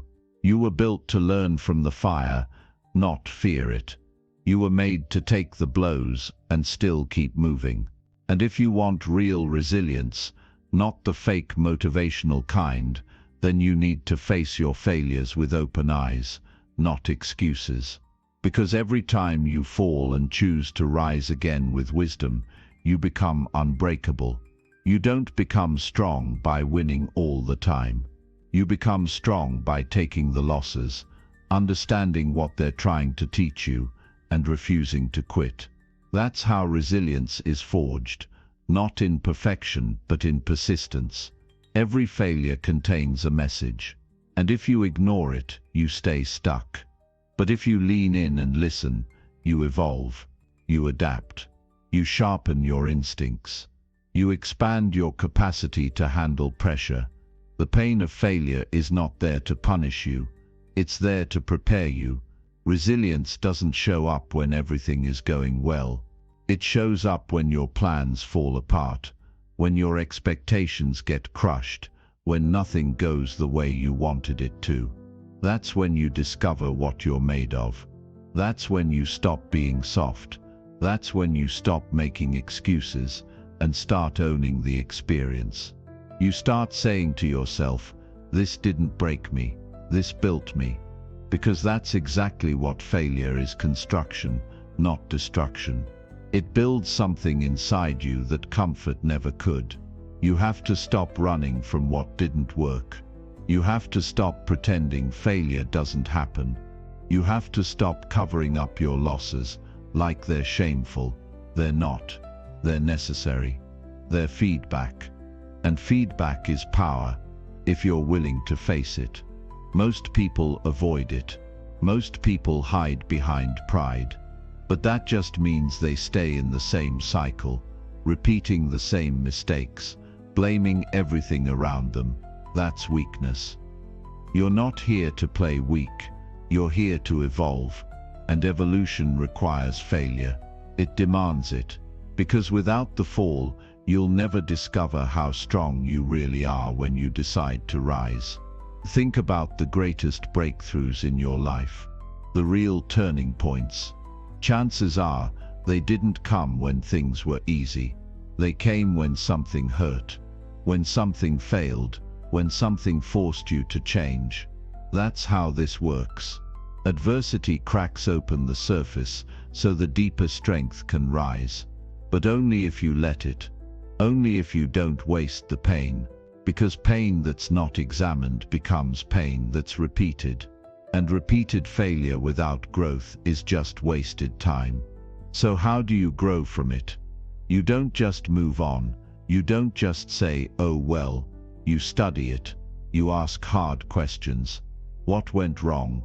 What did I ignore? What belief held me back? What habit weakened my foundation? What fear stopped me from going all in? And then you use the answers. You turn them into strategies. You use them to reinforce your mind. You change your approach. You build something better with the rubble of what broke. That's not failure. That's intelligent adjustment. That's the art of resilience. Resilience is not pretending you're fine. It's not pushing through without learning. It's not faking strength. It's about real strength, the kind that says, yes, this hurt, but I am not finished. It's the kind that shows up again, smarter. It's the kind that embraces discomfort, because it knows what's on the other side. When you fail, and still choose to learn, you take control of your future. You stop being a victim of your past. You stop fearing the fall, because you know it can't hold you down if you don't let it. And once you realize that, you start taking more risks. Not reckless ones, but meaningful ones. You start aiming higher, because you're no longer paralyzed by the idea of failing. You understand that falling doesn't mean you're not capable. It means you're in motion, and motion leads to momentum. Failure isn't the end of your progress. It's the fuel. The world rewards those who keep moving, who keep adjusting, who keep rising. Not those who wait for perfect conditions. Not those who avoid every mistake. The winners are the ones who failed more times than the rest even tried. You need to look at failure differently. It's not rejection, it's redirection. It's not a label, it's a lesson. You're not a failure because you failed. You're only a failure if you stop learning. So keep learning, keep rebuilding, keep refining who you are and how you operate. That's what creates unshakable inner strength, not the avoidance of failure, but the mastery of how to grow through it. Every time you get knocked down and stand back up, your resilience muscle grows. It's like lifting weights. You don't get stronger by lifting what's easy. You grow by challenging yourself. You tear the muscle so it can rebuild thicker. That's how life works. Setbacks tear into you, but if you respond with the right mindset, you grow stronger than before. You don't just bounce back, you bounce forward. Failure also teaches humility. It reminds you that you don't know it all, that you still have room to grow, that your confidence must be rooted in discipline, not just desire. It checks your ego, and that's a good thing, because the moment you start thinking you're beyond failing is the moment you stop improving. Humility keeps you open, open to feedback, open to correction, open to getting better, and getting better is the whole point. But this doesn't mean you tolerate repeated failure without change.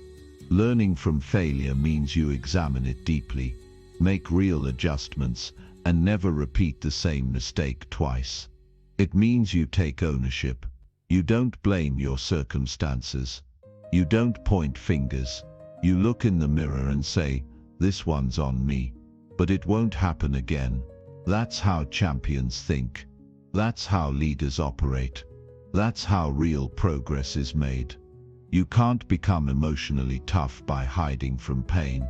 You build it by facing the reality of what didn't work and using it to rise higher. Every scar you carry tells a story, and if you've learned from it, it's not a weakness. It's proof that you're still in the fight. Most people stop when it gets hard.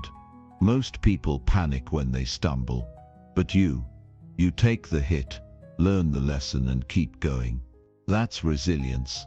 Not in theory, but in real life. In your habits, in your choices, in your bounce back rate. It's not about how many times you fall, it's how fast you recover, how much you improve, and how hard you fight, not to give up on yourself. Because resilience isn't a feeling, it's a decision. A decision to keep growing even when you've been hurt. A decision to face your flaws without shame. A decision to stay in the game when most would walk away. When failure becomes your fuel, you become unstoppable. You become grounded in truth, grounded in wisdom, grounded in self-awareness, and those are the people who go the furthest, not because they never lost, but because they never wasted a loss. They used every setback as leverage. They kept the lessons and left the excuses. They made their pain their purpose. You have that same power.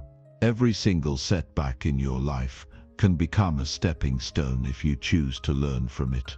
Every failure can give you the clarity and grit you didn't even know you needed. Stop fearing failure. Start learning from it. Start using it. Start mastering the bounce back. And most of all, keep showing up, because the person who refuses to quit can never be defeated.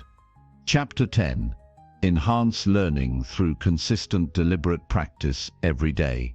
If you want to rise above the average, then you must commit to a level of effort that the average will never understand. Mastery doesn't show up by accident. It's the reward given only to those who show up every single day with purpose, intention, and focused repetition. Deliberate practice is not glamorous. It's not easy, but it's the one thing that separates those who wish from those who win. If you want to grow, evolve, and dominate in your field, then your days must be built around repetition that sharpens, not just repetition that repeats. Most people confuse activity with improvement. They confuse effort with results. Just doing something every day is not enough. If you're not focused, not present, and not correcting your weaknesses while practicing, you're just reinforcing bad habits. You're not growing, you're stagnating. Deliberate practice is different. It's not about clocking in time. It's about attacking your weaknesses, dissecting your mistakes, and building precision into your process. It's about improving with intent, not just staying busy with effort. You don't improve by chance. You improve by obsession. You improve by deciding that you're going to treat every single day as a training ground. Every repetition is a chance to become sharper, stronger, faster, more intelligent, more effective. That's how real learning happens. Not by consuming random content, not by hoping something clicks, but by consistently putting yourself through uncomfortable drills that force growth. You don't get better by wishing.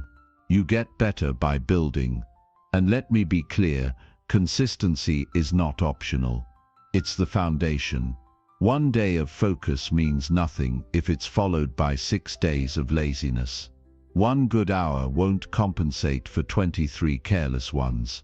The truth is harsh, but it's also empowering, because it means your growth is in your control. The people who become great are not born special. They are consistent when others are distracted. They are focused when others are passive. They put in quality effort when others make excuses. That's the difference. Deliberate practice is repetition with feedback. It's trial and correction. It's execution followed by analysis. Most people don't want that kind of discomfort. They just want to do the work and feel proud of showing up. But showing up isn't enough if you're not growing from it. You must be willing to look at what's not working. You must be brutally honest with yourself about what you need to improve.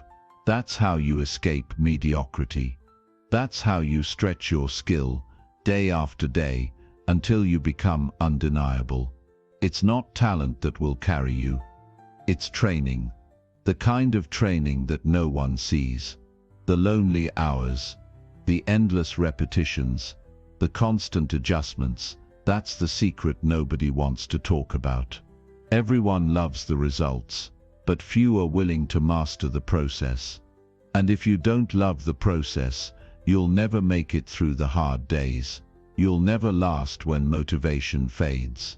But if you fall in love with deliberate practice, if you fall in love with daily growth, then no challenge can break you. Deliberate practice demands focus.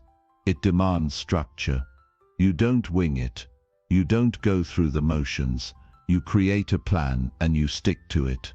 You identify what to improve, and you isolate that piece. You work on it until it becomes second nature. That's how athletes train. That's how masters evolve. You don't become great by practicing everything at once. You break things down. You drill details. You refine mechanics. You elevate standards. That's how progress compounds. And yes, it's repetitive. Yes, it can be boring. But boredom is not the enemy. Distraction is. Real growth is slow. It's quiet. It doesn't always feel exciting. But every day you stick to the practice, you are laying bricks. And one day you'll look up and realize you've built something strong, something unshakable, something powerful. Not because you had some breakthrough moment, but because you refused to skip the grind. Learning is not about how fast you can consume, it's about how deeply you can absorb. You can read 100 books and still stay the same. But if you take one concept and deliberately apply it daily, your results will transform. The mind needs structure. It needs pressure. It needs consistent repetition to wire in new habits and knowledge. That's how you take control of your learning. You don't wait for clarity. You create it through repetition. Even the smallest improvement, repeated over time, becomes a massive transformation. A 1% gain today might not feel like much. But if you keep stacking those 1%, you eventually separate yourself from everyone else. Most people want the leap, but the leap doesn't come before the steps. And every step you take through focused practice is a step away from weakness and a step toward mastery. You can't afford to practice like you're playing. You need to practice like a surgeon prepares for surgery, with full attention, full control, and no tolerance for sloppiness. This means cutting out the noise. No distractions, no multitasking. Just you and the work. You and the process. You and the goal of getting 1% better today. Because that's what it takes to build excellence. Not talent, not luck. Just pure, relentless repetition with purpose. The key is not just to do the work. It's to reflect on the work. You finish each session and ask, what did I learn? Where did I struggle? What will I fix tomorrow? That's how you accelerate learning. You don't just show up. You adjust. You adapt. You fine-tune. You grow faster than everyone else because you're more intentional than everyone else. That's the hidden edge. Not hours, but attention. Not volume, but refinement. If you want to win long-term, make your practice your priority. Don't just chase results. Chase mastery. Chase the ability to control your process with precision. The world doesn't reward effort. It rewards skill. And skill comes from sweat, from discipline, from doing what most people won't. Every day that you deliberately practice, you are separating yourself from those who take shortcuts. You're building something deeper, something real. This applies to every area of life. Want better relationships? Practice emotional control daily. Want better thinking? Practice reflection daily. Want better finances?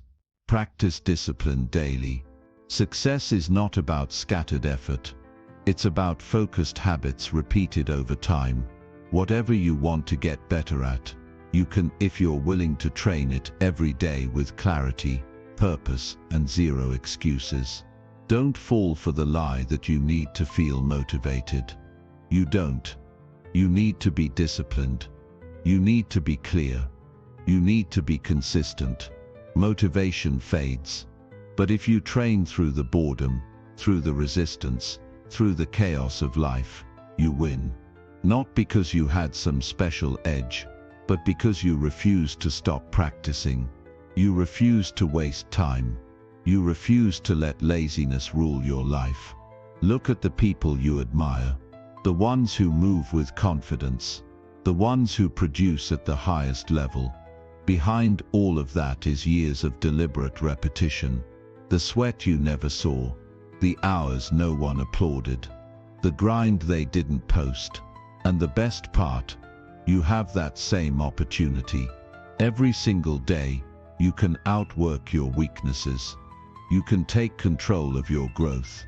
You can build skills no one can take from you. You don't need more information. You need more implementation.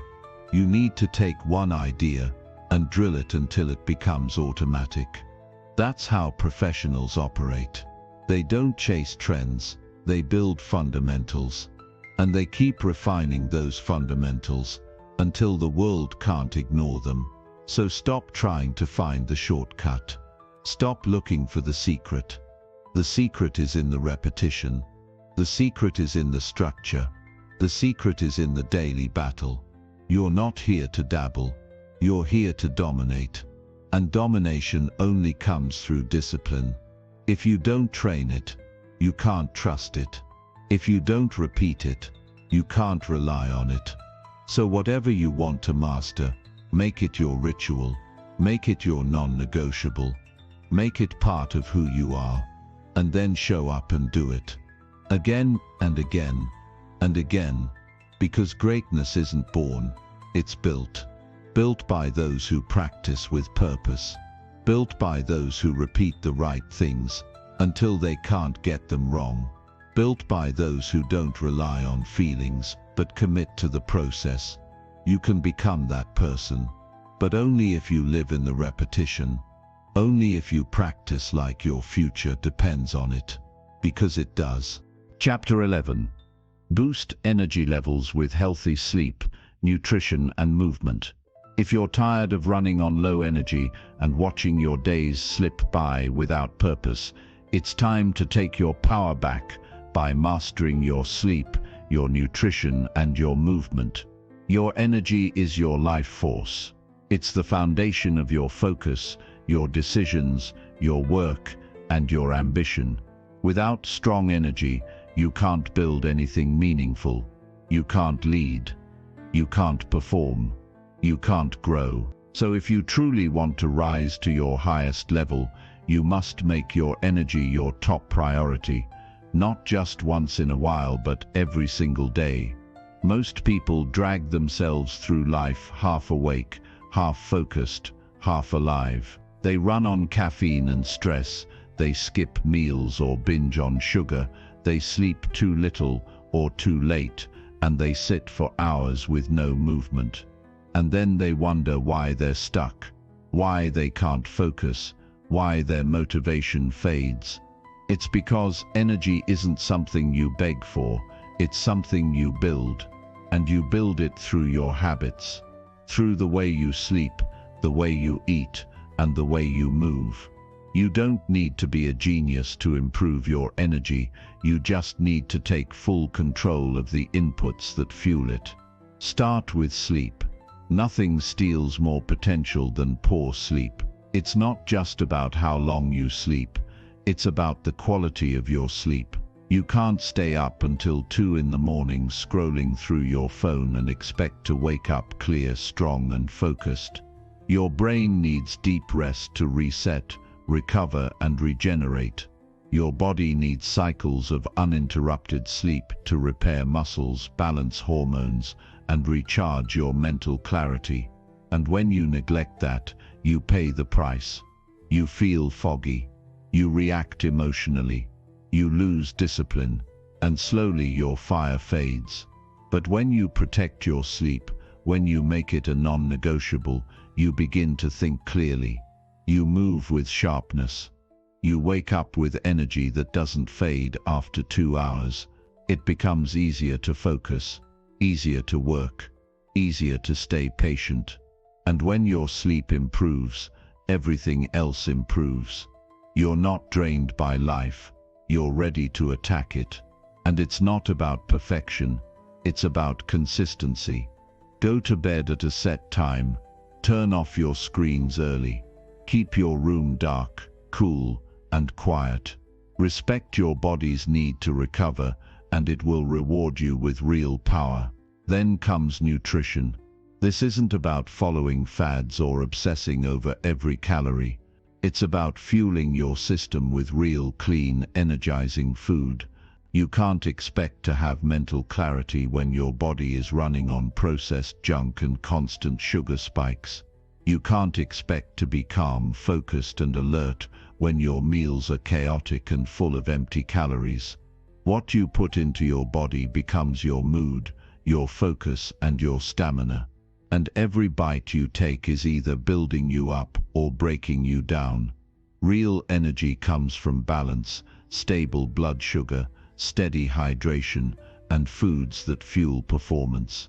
Protein, fiber, healthy fats, complex carbs, and micronutrients that support your nervous system, your muscles, and your brain. You don't have to be extreme, just intentional. Eat whole foods. Stay hydrated. Cut back on sugar and excess caffeine. Plan your meals so you're not reactive. You'll be shocked at how much your energy improves just by removing the foods that steal it. The best part, you don't have to guess. Your body will tell you. When you eat clean, you feel lighter, sharper, more in control. When you eat poorly, you feel bloated, foggy, and sluggish. Stop ignoring that feedback.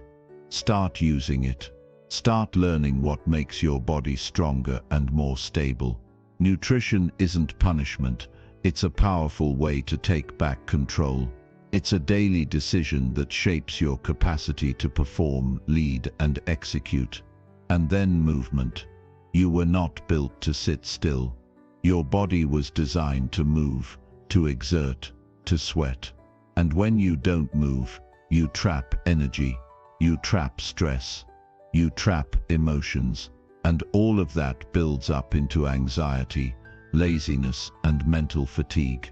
Movement isn't just about staying in shape, it's about unlocking energy. It's about circulating blood, activating your nervous system, and releasing the tension that blocks your flow. When you move daily, you wake yourself up.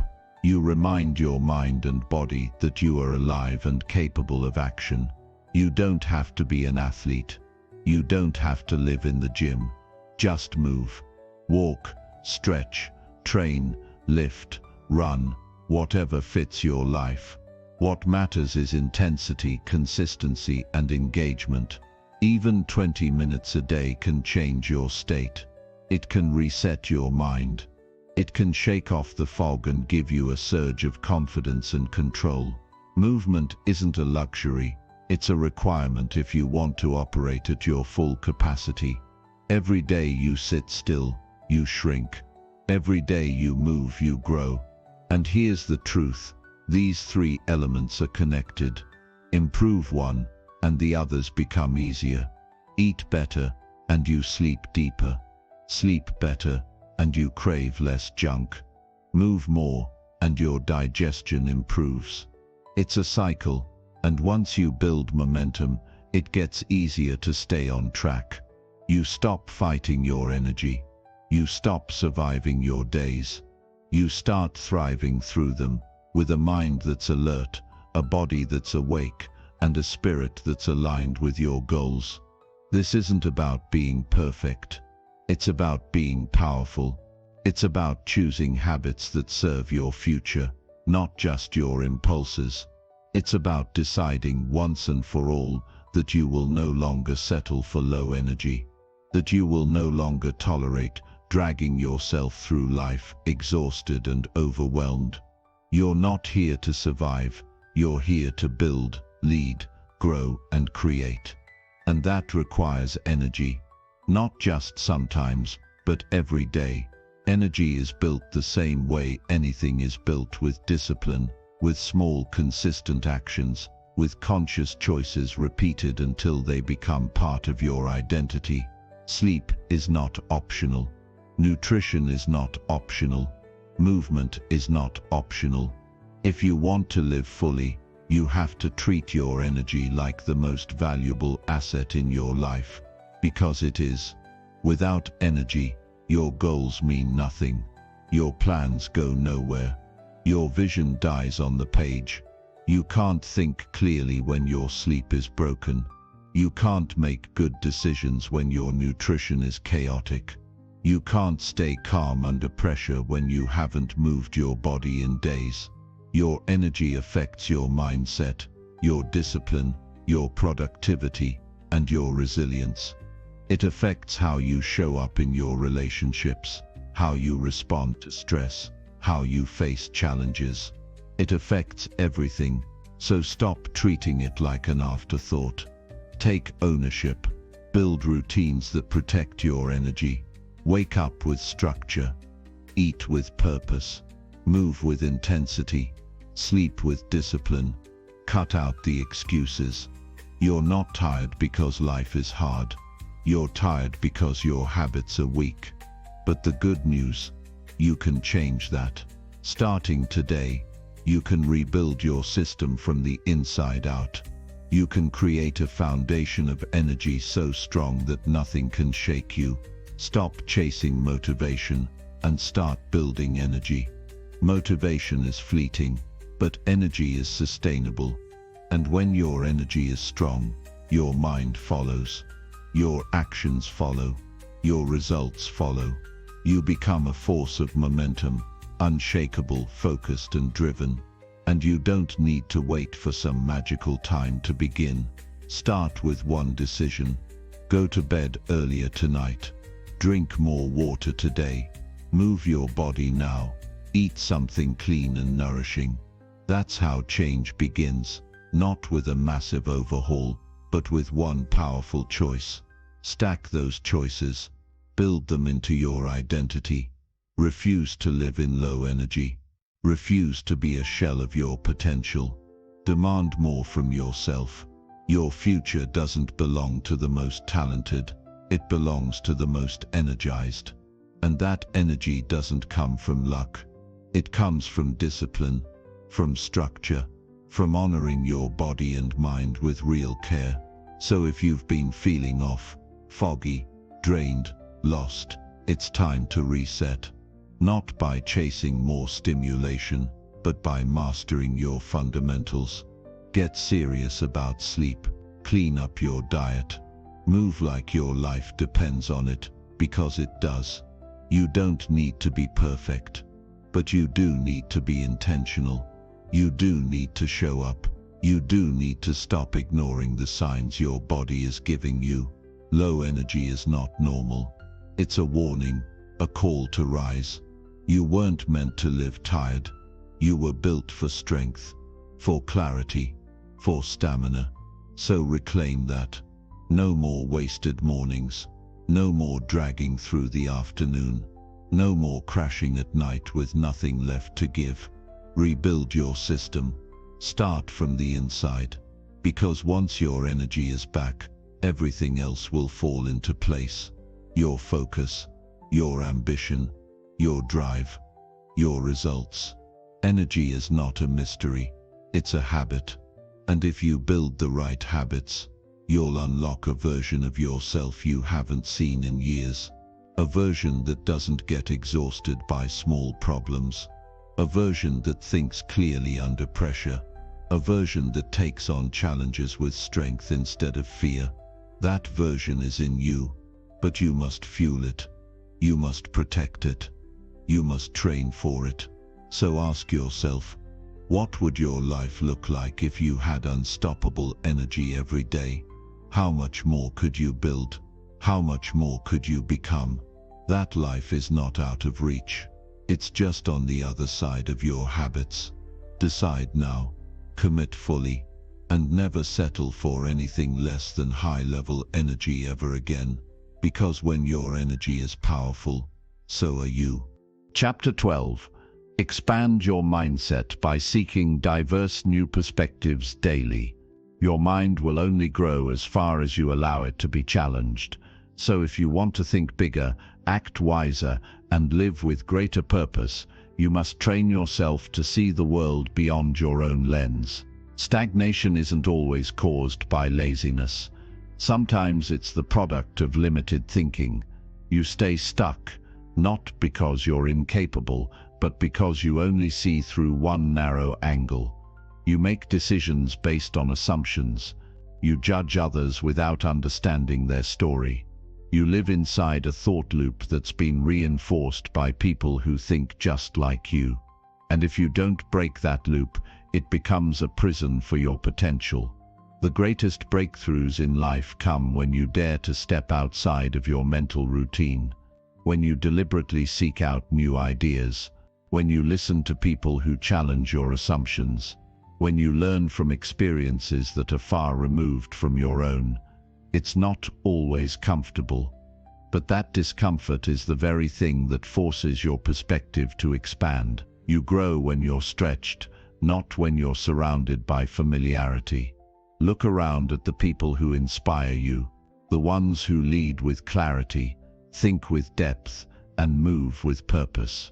They didn't get there by clinging to a narrow worldview. They exposed themselves to a wide range of knowledge. They stayed curious. They refused to believe that their current perspective was the final truth. That mindset is what separates those who evolve from those who decay. Growth demands humility. You have to be willing to say, I might be wrong. I might be missing something. Let me learn. That kind of humility is rare. Most people cling to their beliefs because it gives them a false sense of control. They're terrified of being wrong. They associate being challenged with being attacked, so they shut out anything that doesn't match what they already believe. They stop listening. They stop learning. And eventually their minds start shrinking. And when the mind shrinks, so does life. If you want to unlock new levels of thinking, you need to expose yourself to perspectives that make you think, not just ones that make you feel validated. Read books by people who disagree with you. Watch documentaries that reveal cultures you don't understand. Have conversations with people from different backgrounds, beliefs, and disciplines. Ask questions without trying to win arguments. Be genuinely curious about how others see the world, and don't just listen to respond. Listen to absorb, to consider, to reflect. You'll be amazed at what you learn when you stop trying to prove you're right. You'll begin to see the blind spots in your own thinking. You'll notice patterns and insights that were invisible to you before. You'll begin to upgrade your mental software, and over time your judgment will improve. Your decisions will sharpen. Your ability to solve problems will multiply. Because your mind is no longer limited to one path, it can see from many angles. This doesn't mean you have to abandon your values. It means you need to strengthen them by testing them against reality.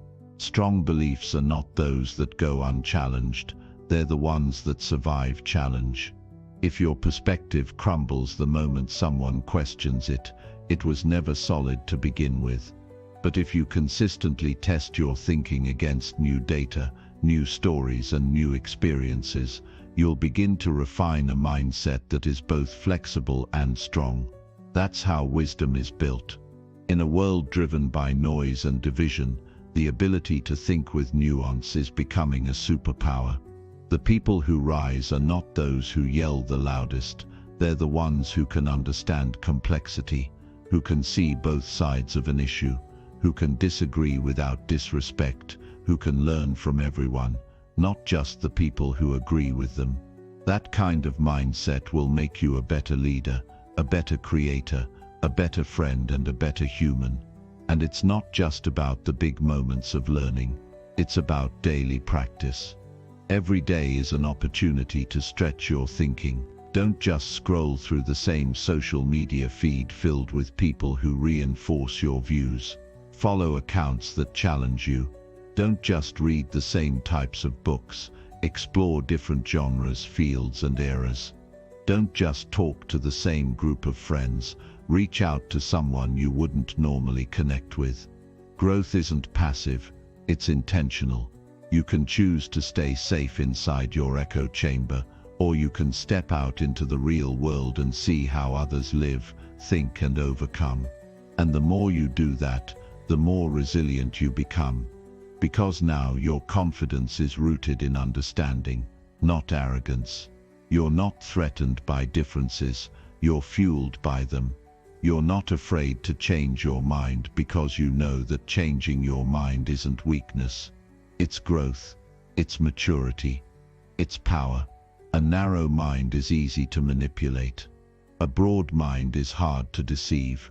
When you think for yourself, when you seek diverse views, when you challenge your defaults, you become mentally independent. That's how you protect yourself from groupthink, from dogma, from blind obedience. That's how you rise above the chaos and lead with clarity. So ask yourself, how often do you intentionally stretch your perspective? How often do you put yourself in situations where you might learn something completely new? How often do you step outside your bubble to understand someone else's world? If the answer is rarely, then you are choosing limitation. But if you decide today to make this a habit, you will expand faster than most people around you. You won't just grow smarter, you'll grow stronger. Because mental expansion requires courage. It's not easy to hear something that contradicts what you've believed for years. It's not comfortable to realize that you may have judged unfairly. It takes strength to listen deeply, to admit gaps in your knowledge, to open your heart to someone whose life experience is nothing like yours. But that strength is the foundation of wisdom, and wisdom will take you places that raw ambition never could. The goal isn't to agree with everything you hear. The goal is to understand, to explore, to grow, to evolve. And that requires exposing your mind to new inputs. Daily. Not just once in a while. Not just when it's convenient. But every single day. You feed your body daily. Right? You hydrate daily. You move daily. Then why wouldn't you stretch your mind daily too? Make it a ritual. Learn one new idea each day. Listen to someone with a different viewpoint each week. Explore content that you wouldn't normally consume. Ask more questions. Seek more stories. Don't just form opinions, form understanding. The more perspectives you collect, the clearer your own thinking becomes. You stop being reactive. You start being reflective. And that is where true mental strength is born. Your mind is a muscle. The more you use it, the stronger it becomes. But just like a muscle, if you only use it in one way, it becomes imbalanced. That's when you become rigid, closed off, and emotionally fragile. But when you train your mind to bend, to stretch, to adapt, you build resilience, you build clarity, you build creativity, and you begin to access levels of intelligence that most people never touch, because they're too afraid to let go of what they already know. This is not just for your own benefit. When you expand your mindset, you also expand your impact. You become better at connecting with people. You become a bridge instead of a wall. You bring people together instead of pushing them apart. In a divided world, that is an extraordinary skill. And it starts with one simple decision to seek new perspectives, with intention, humility, and courage. So stop waiting to grow by accident. Start growing on purpose. The world is filled with insight, wisdom, and experiences that can change your life, but only if you open your eyes to them. Don't settle for the limited thinking you were handed. Go out and discover something more. Challenge yourself to think differently, to question deeper, to listen longer. That's how transformation begins, because once your mindset expands, it never returns to its original size. You begin to think faster, lead better, love deeper, and live with a sense of purpose that's no longer confined by fear, ignorance, or ego.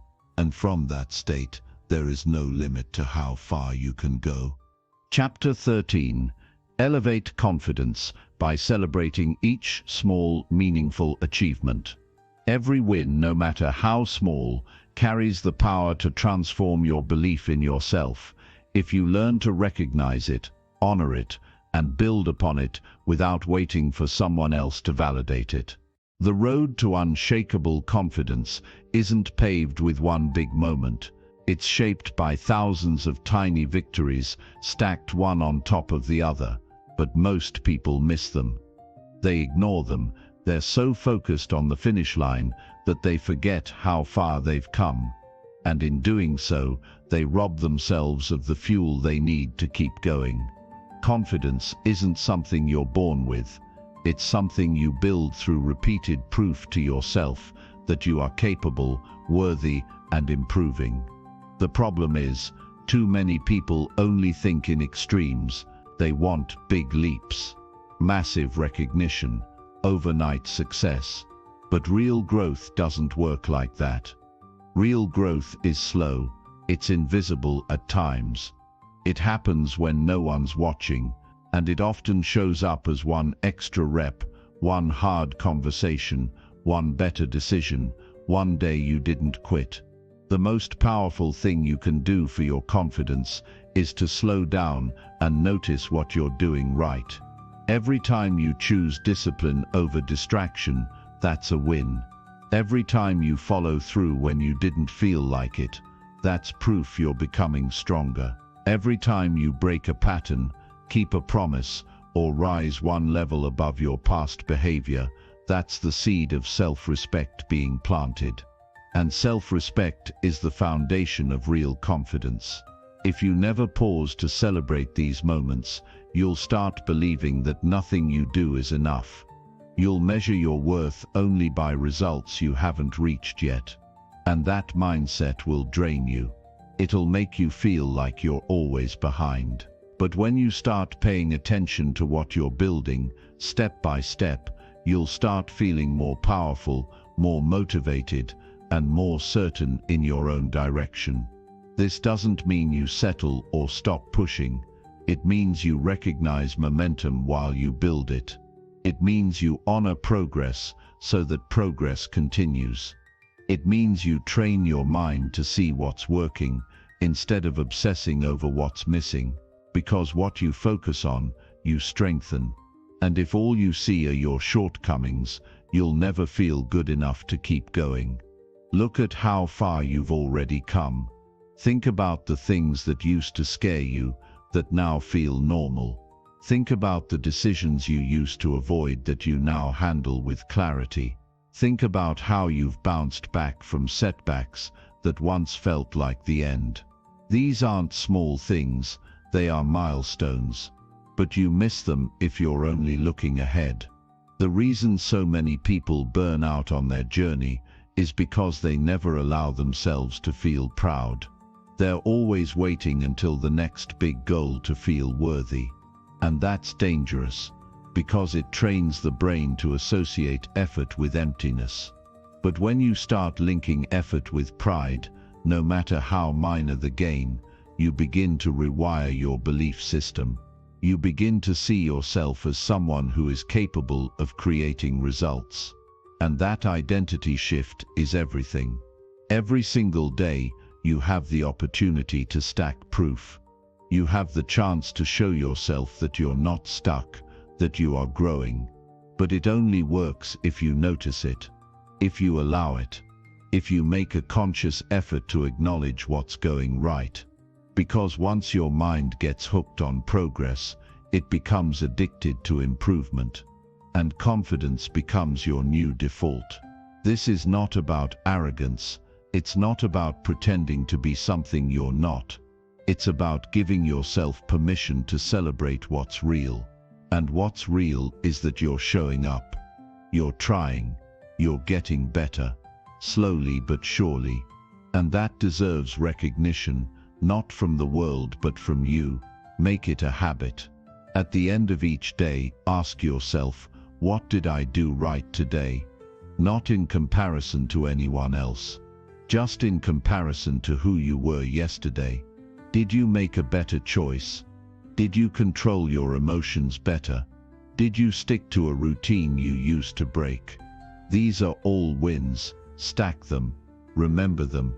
Write them down. Let them remind you that change is happening. When you celebrate small achievements, you create emotional momentum. That momentum builds identity, and identity shapes behavior.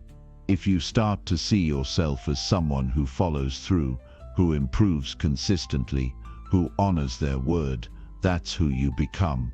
Not because you faked it, but because you earned it. Confidence is not something you wait for. It's something you generate. You generate it by doing the work and acknowledging the work. You build it by proving to yourself that you can rely on you, that you don't give up just because things are tough, that you don't let fear dictate your choices, that you don't need the world to cheer for you to keep going. You are your own witness. You are your own evidence. People who wait until the goal is reached to feel proud often quit before they get there, because the journey feels empty. But people who reward progress, no matter how small, stay hungry, because they're fueled by progress, not perfection. They don't need a trophy to feel like winners. They feel like winners because they know they're doing better than they used to. And that feeling is powerful. That feeling turns into momentum, and that momentum turns into massive results. Don't underestimate what you're building just because it's not obvious yet. The habits you're installing, the mindset you're shaping, the self-control you're strengthening, these things are invisible until they're not. One day they show up as confidence in a room where you used to feel small. One day they show up as clarity in moments where you used to panic. One day they show up as results you never thought you could reach. But that day only comes if you stay consistent, and you stay consistent by reminding yourself that you're not the same as you used to be. You are improving. You are evolving. You are putting in the effort, and that effort matters. That effort is worth noticing. That effort is worth celebrating. Every small step is laying the foundation for the future you want. So stop looking down on it. Start appreciating it. Start honoring it. Start letting it fuel your belief that you're on the right path. You don't need permission to be proud. You don't need someone else to say, "Good job." Say it to yourself. Feel it.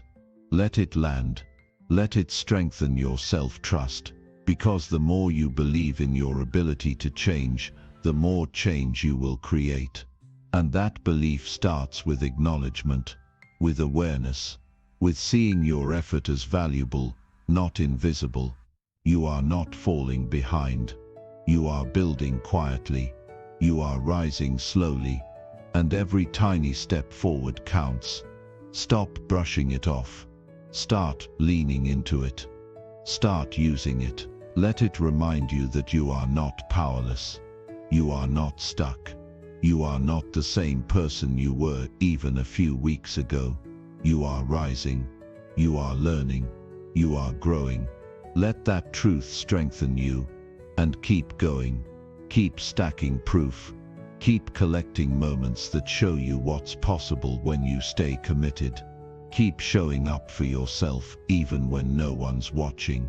And every time you do, whisper to yourself, "This is a win," because it is. And the more wins you acknowledge, the more unstoppable you become. Chapter 14. Master emotional control through mindful awareness and breath practice. True strength isn't about how loudly you can roar or how fiercely you can fight. It's about mastering the quiet power of your own mind, the ability to remain calm when chaos surrounds you, to hold your ground when emotions threaten to sweep you away. Emotional control is the cornerstone of resilience and clarity. When you learn to harness your feelings instead of being overwhelmed by them, you unlock a level of personal power few ever reach. This kind of mastery doesn't come from forcing yourself to ignore emotions or pretending you don't feel them. It begins with awareness, truly seeing what's happening inside you without judgment or resistance. Most people live on autopilot, reacting to triggers, allowing their feelings to dictate their behavior. But emotional control rooted in mindful awareness flips that script. It invites you to pause, observe your inner state, and choose your response rather than default to chaos. Breath is your most accessible tool in this process. It is the bridge between your mind and body, the thread that weaves calm into the fabric of your emotional storm. When anxiety rises, anger flares, or sadness deepens, consciously shifting your breathing can interrupt the automatic reaction and create space for clarity. Deep, intentional breath signals to your nervous system that you are safe and grounded, lowering stress hormones and opening pathways for rational thinking. The power of breath practice lies not in complexity but in presence. Simply focusing on the inhale and exhale brings you into the moment, away from spiraling thoughts and overwhelming feelings. This presence is mindfulness in action, an anchor when emotions threaten to drag you under. Over time, consistent breath awareness rewires your nervous system, building a default habit of calm rather than reactivity. Mindful awareness teaches you to recognize the subtle signals your body sends before emotions escalate. A tightness in the chest, a knot in the stomach, a quickening heartbeat. These physical cues are warnings that your mind is moving into emotional territory. When you can catch these early signs, you can step back and engage your breath practice before losing control. This early intervention is key to mastering emotional responses rather than being mastered by them. Emotional mastery also requires accepting that feelings are not your enemy. They are information, guides pointing to what matters beneath the surface. Resisting or suppressing emotions only intensifies them. Mindful awareness invites you to observe feelings with curiosity, allowing them to exist without judgment. This acceptance disarms their power, reducing the need to react impulsively. Building this skill demands patience and practice. The mind loves to jump to conclusions and replay stories that trigger strong emotions. By repeatedly bringing your attention back to the breath and your present experience, you train your brain to break free from these automatic loops. This creates a pause, a gap where conscious choice can occur. In that gap lies freedom.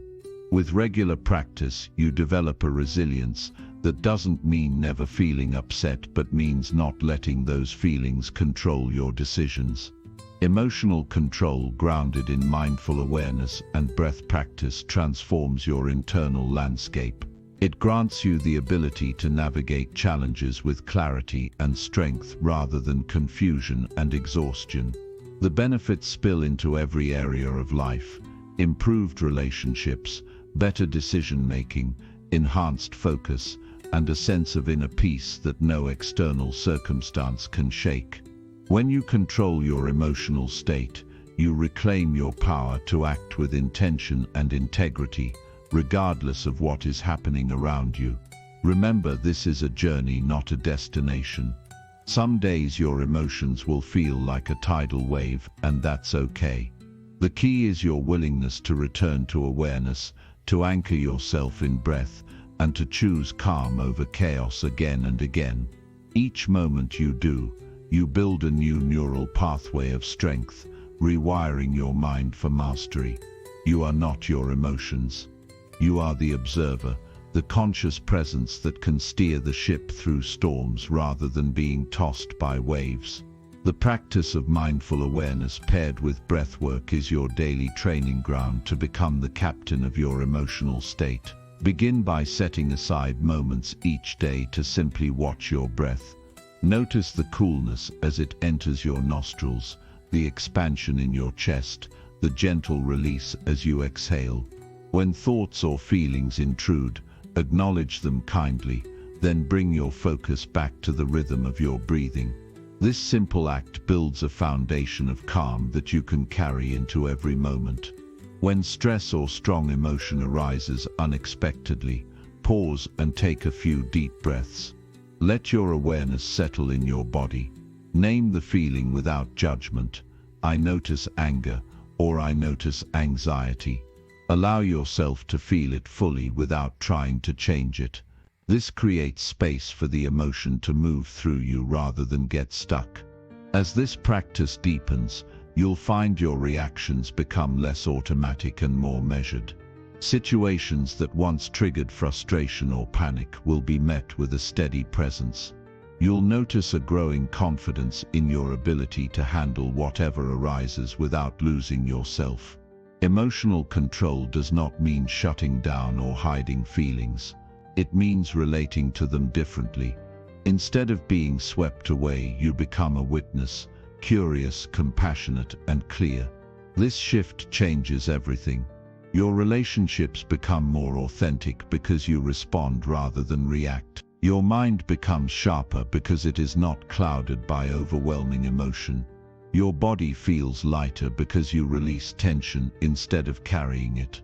The path to emotional mastery is not always comfortable.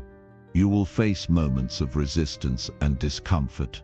That is part of the process. Lean into those moments as opportunities to practice greater awareness and breathing. Each time you do, you expand your capacity for calm and clarity. Over time, this practice builds a resilience that cannot be shaken by external events. You develop an internal sanctuary, a place of calm you carry with you wherever you go. This sanctuary empowers you to live fully, engage deeply, and act wisely, no matter what storms come your way. In mastering emotional control through mindful awareness and breath practice, you reclaim your life from the grip of reactivity. You step into the role of your own guide, choosing presence over panic, calm over chaos, strength over surrender. The choice is always yours. Begin now. Breathe deeply. Watch closely. Become the master of your emotional world. This power is within you, waiting to be claimed. When you do, you become unstoppable. Chapter 15.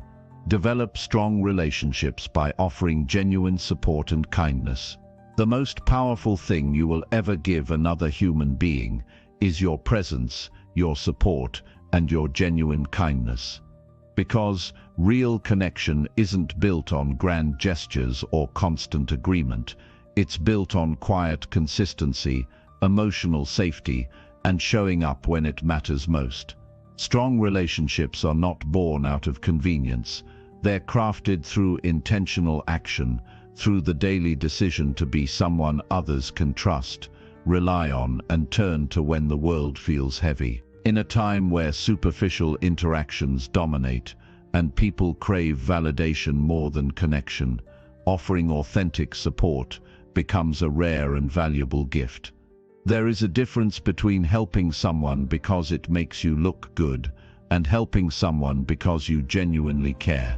One is performative, shallow, and easily forgotten. The other builds foundations that stand the test of time. Real kindness doesn't scream for attention. It operates in silence, in the background, in the small, repeated actions that remind others they are not alone. When you take the time to truly listen to someone, to look them in the eye and hear what they're not saying, you're doing something powerful. You're saying, I see you, I'm with you. I'm not here to judge or fix, just to stand beside you. That kind of presence builds trust that words alone cannot. People remember how you made them feel far more than what you said. They remember if you were the one who responded to their message when they were struggling. They remember if you showed up when it wasn't convenient. They remember if you stayed calm when they were falling apart. Support doesn't always mean solving problems. It often just means not abandoning people in the middle of them. Kindness isn't weakness. It's not about being a pushover or saying yes to everything. It's about choosing compassion over ego. It's about resisting the urge to dominate a conversation or prove a point, and instead offering grace. Kindness means showing patience when someone else is learning. It means forgiving when others make mistakes. It means choosing not to retaliate when you're hurt, but responding with maturity and understanding. Genuine support is about putting your pride aside. It's about understanding that being there for someone might not always be recognized, acknowledged, or reciprocated right away, and being okay with that. When you give without keeping score, you give from a place of strength. The truth is, you can't control how people respond to your kindness, but you can always control the kind of person you choose to be. We live in a world that often teaches us to protect ourselves by withdrawing, by being cold, by keeping people at arm's length. But that only leads to loneliness, disconnection, and regret. The reality is, the people around you are dealing with battles you can't see. Sometimes a kind word or a simple check-in can change the course of someone's entire day, or even their life. You won't always know the impact your actions have. But that's not the point.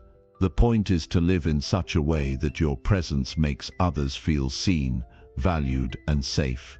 You don't build strong relationships by waiting for others to prove themselves to you. You build them by being someone trustworthy first. Be the one who initiates. Be the one who follows through. Be the one who remembers the details, who checks in without needing a reason, who offers time without expecting anything in return. Those are the people who build deep roots in the hearts of others.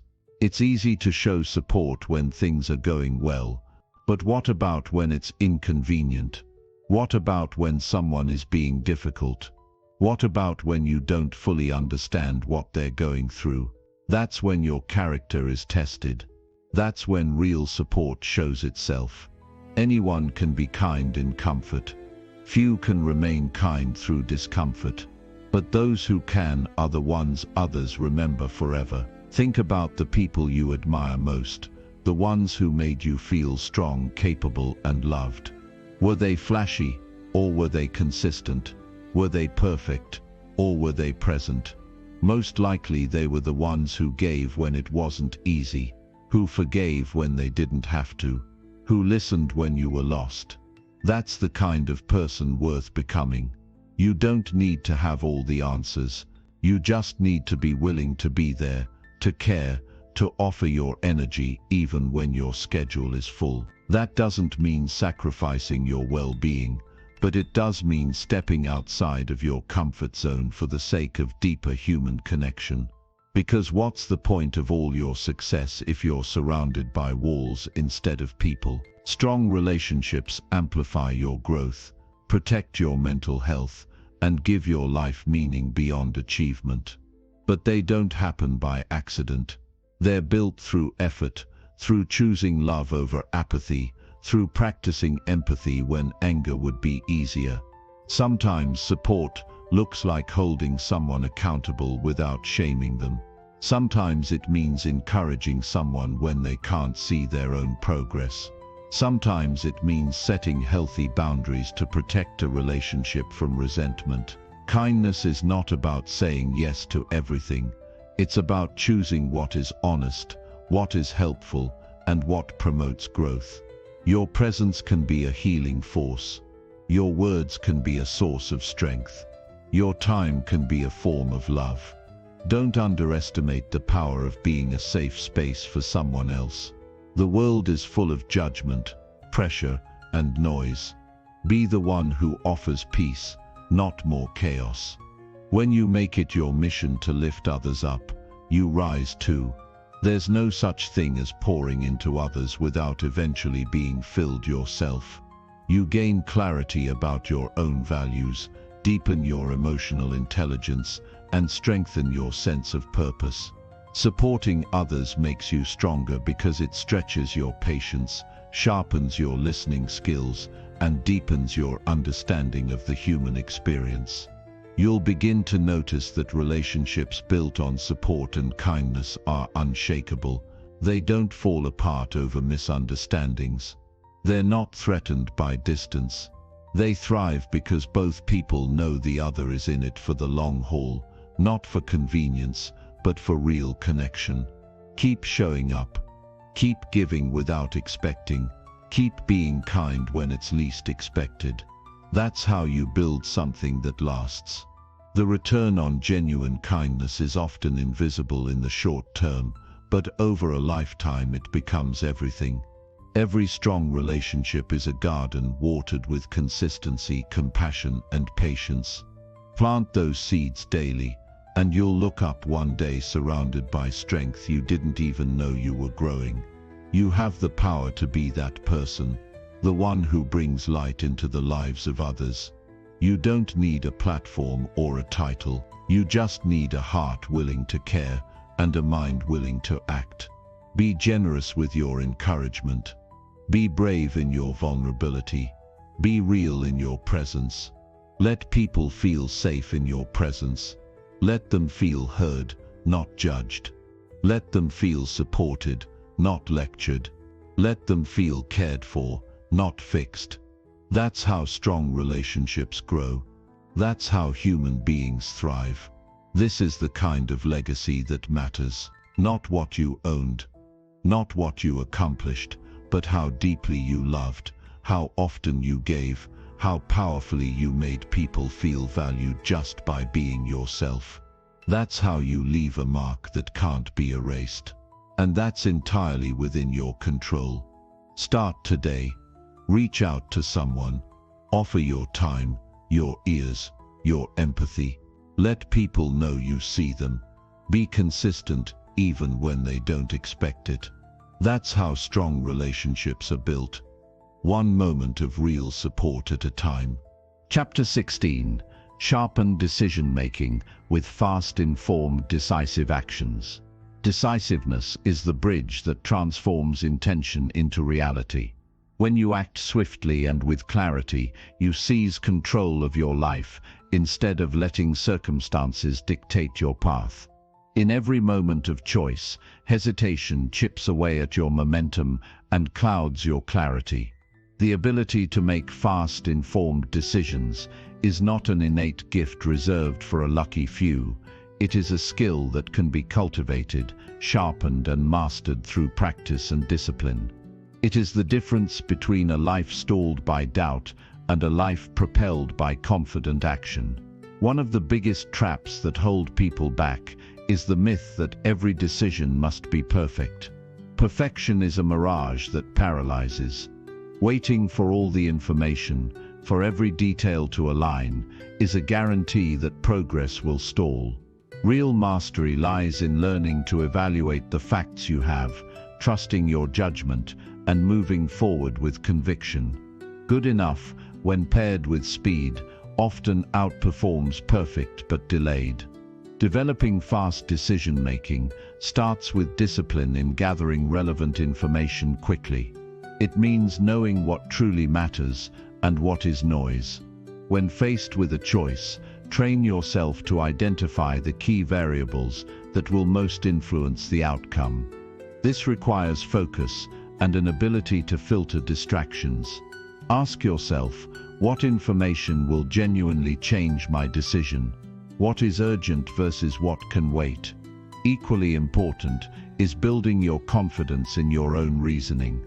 Doubt is natural, but it must be tempered by experience and trust in your own capacity.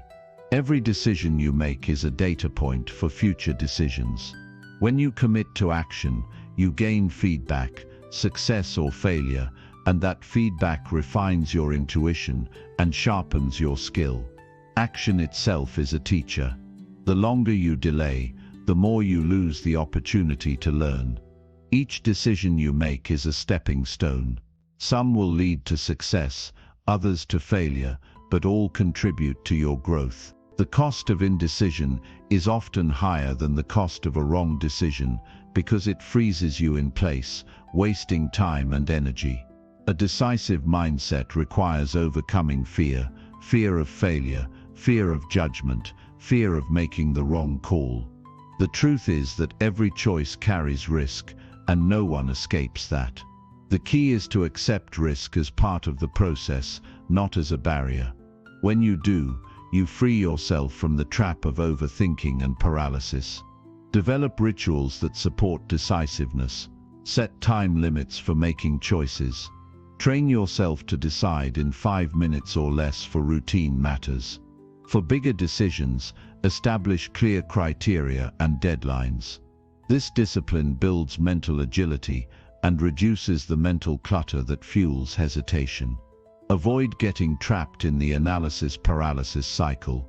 Gathering data is important, but endless research without action is procrastination disguised as preparation. Recognize when you have enough to act and commit fully. Remember, a decision made and adjusted is more valuable than no decision made at all. Learning to trust your gut is a vital part of fast decision-making. Intuition is your brain's way of synthesizing past experiences and knowledge into a rapid assessment. When you practice making decisions, your intuition becomes more reliable. But intuition should be balanced with logic. Never ignore red flags or vital facts, but don't overanalyze either. Sometimes decisive action means saying no quickly and clearly. People waste energy agonizing over whether to accept opportunities or requests that don't serve their goals. Strengthen your ability to say no firmly and without guilt. It protects your focus and reserves your energy for decisions that truly matter. An important habit is to prepare mentally for decision-making moments before they arrive. Visualize the types of choices you will face and imagine yourself moving confidently through them. This mental rehearsal builds confidence and reduces anxiety. The more familiar you are with the process, the easier it becomes to act decisively when it counts. Also, embrace the reality that no decision is irreversible. Most choices can be adjusted or corrected. This knowledge reduces the weight of the decision and frees you to act with less fear. If a decision proves unwise, treat it as a valuable lesson and course correct quickly.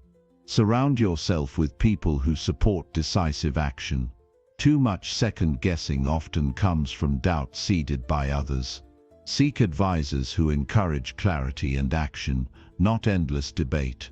A trusted sounding board can help you clarify your thinking, but avoid those who drag you into doubt.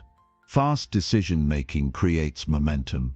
It's a dynamic cycle. The more you decide and act, the more results you create, the more confidence you build, and the easier it becomes to keep moving forward. Momentum is a powerful ally that carries you through difficult choices and uncertain terrain. When you hesitate, you hand over your power to circumstances and other people. Being decisive is reclaiming control over your life. It signals to yourself and the world that you are a person of action, capable of steering your own destiny. This self-trust fuels further growth and attracts opportunities. Practicing decisiveness in small daily choices builds your capacity for bigger decisions. The simple act of choosing what to eat, what task to tackle first, or when to rest trains your mind to cut through noise and focus on what matters. Over time, this sharpens your mental muscles and expands your ability to respond quickly under pressure. Decisive action requires emotional regulation. When emotions run high, the mind clouds and indecision grows. Techniques such as deep breathing, mindfulness, or stepping back briefly can help calm the nervous system, allowing clearer thought. A calm mind is an efficient mind. Remember, clarity comes through action as much as through thought. Moving forward creates new information and insights that help refine your course. Waiting for perfect clarity is often just a mask for fear. Take action to gain clarity, not wait for it. Be intentional about the energy you bring to decision-making. When you approach choices with focus, calm, and purpose, you strengthen your ability to decide well. Conversely, rushing through decisions in stress or distraction often leads to poor outcomes. Find your optimal mental state before making important choices. Fast, informed, and decisive action is a hallmark of successful people because it puts them ahead of the pack. They don't waste time on indecision or fear. They move forward and adjust as necessary. You can develop this skill and transform the way you navigate life's uncertainties. It's time to stop letting indecision rob you of your power. Commit to sharpening your decision-making starting today. Set clear time frames, gather what matters, trust your experience, and act with confidence. With every decision you build momentum and mastery. No one becomes decisive overnight. It's a muscle built with repetition, self-compassion and learning. Embrace each choice as an opportunity to strengthen your mind and sharpen your resolve. With practice, decisiveness becomes second nature. Your life depends on the decisions you make. Don't leave your future to chance or delay. Step forward boldly and choose. Move fast, learn fast and grow fast. That's how you become the person you were meant to be. A person who acts with clarity and moves with unstoppable purpose. Chapter 17. Optimize time management using prioritized, scheduled action blocks. Time is the most valuable resource you possess. Once lost, it never returns. Mastering the art of managing it is not just a skill, but a transformative mindset that elevates your productivity, focus, and results.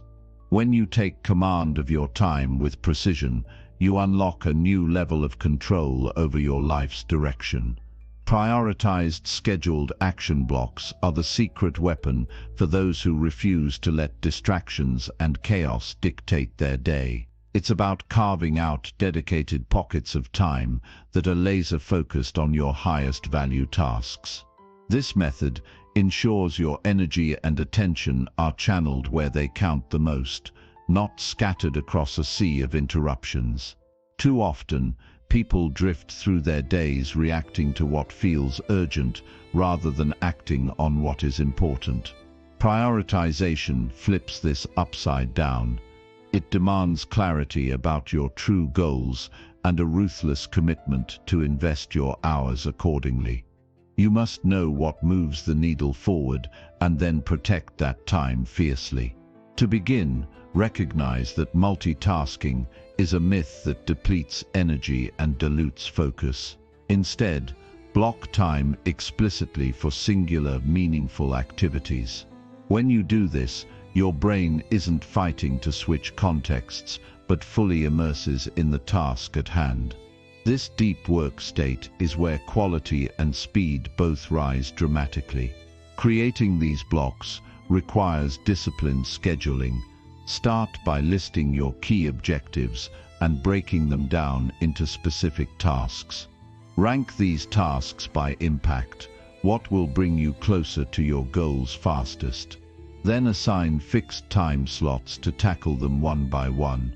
This transforms your vague to-do list into actionable commitments with deadlines. Your calendar becomes your strongest ally. Treat it like a non-negotiable contract with yourself. Guard these blocks from interruptions, turn off notifications, close irrelevant tabs, and communicate clearly with others about your focused work periods. Defending your time is as important as the work itself. The power of scheduled action blocks lies in their predictability. When your day is segmented with intention, you create a rhythm that your mind and body can align with. This consistency builds momentum, reduces decision fatigue, and decreases the mental noise of wondering what to do next. An important part of optimizing this method is realistic time estimation. Many underestimate how long tasks take, leading to frustration and spilling over into other blocks. Track your actual time spent to build accurate expectations. This data sharpens your scheduling skills and enhances your trust in your plans. Batching similar tasks within your blocks is another strategy to maximize flow. When you group-like activities, such as answering emails, making calls, or brainstorming creative ideas, you reduce the cognitive cost of switching gears. This focused grouping conserves mental energy and boosts output. Flexibility is vital. Life will throw curveballs, and some blocks may need adjustment. However, this does not mean abandoning your schedule.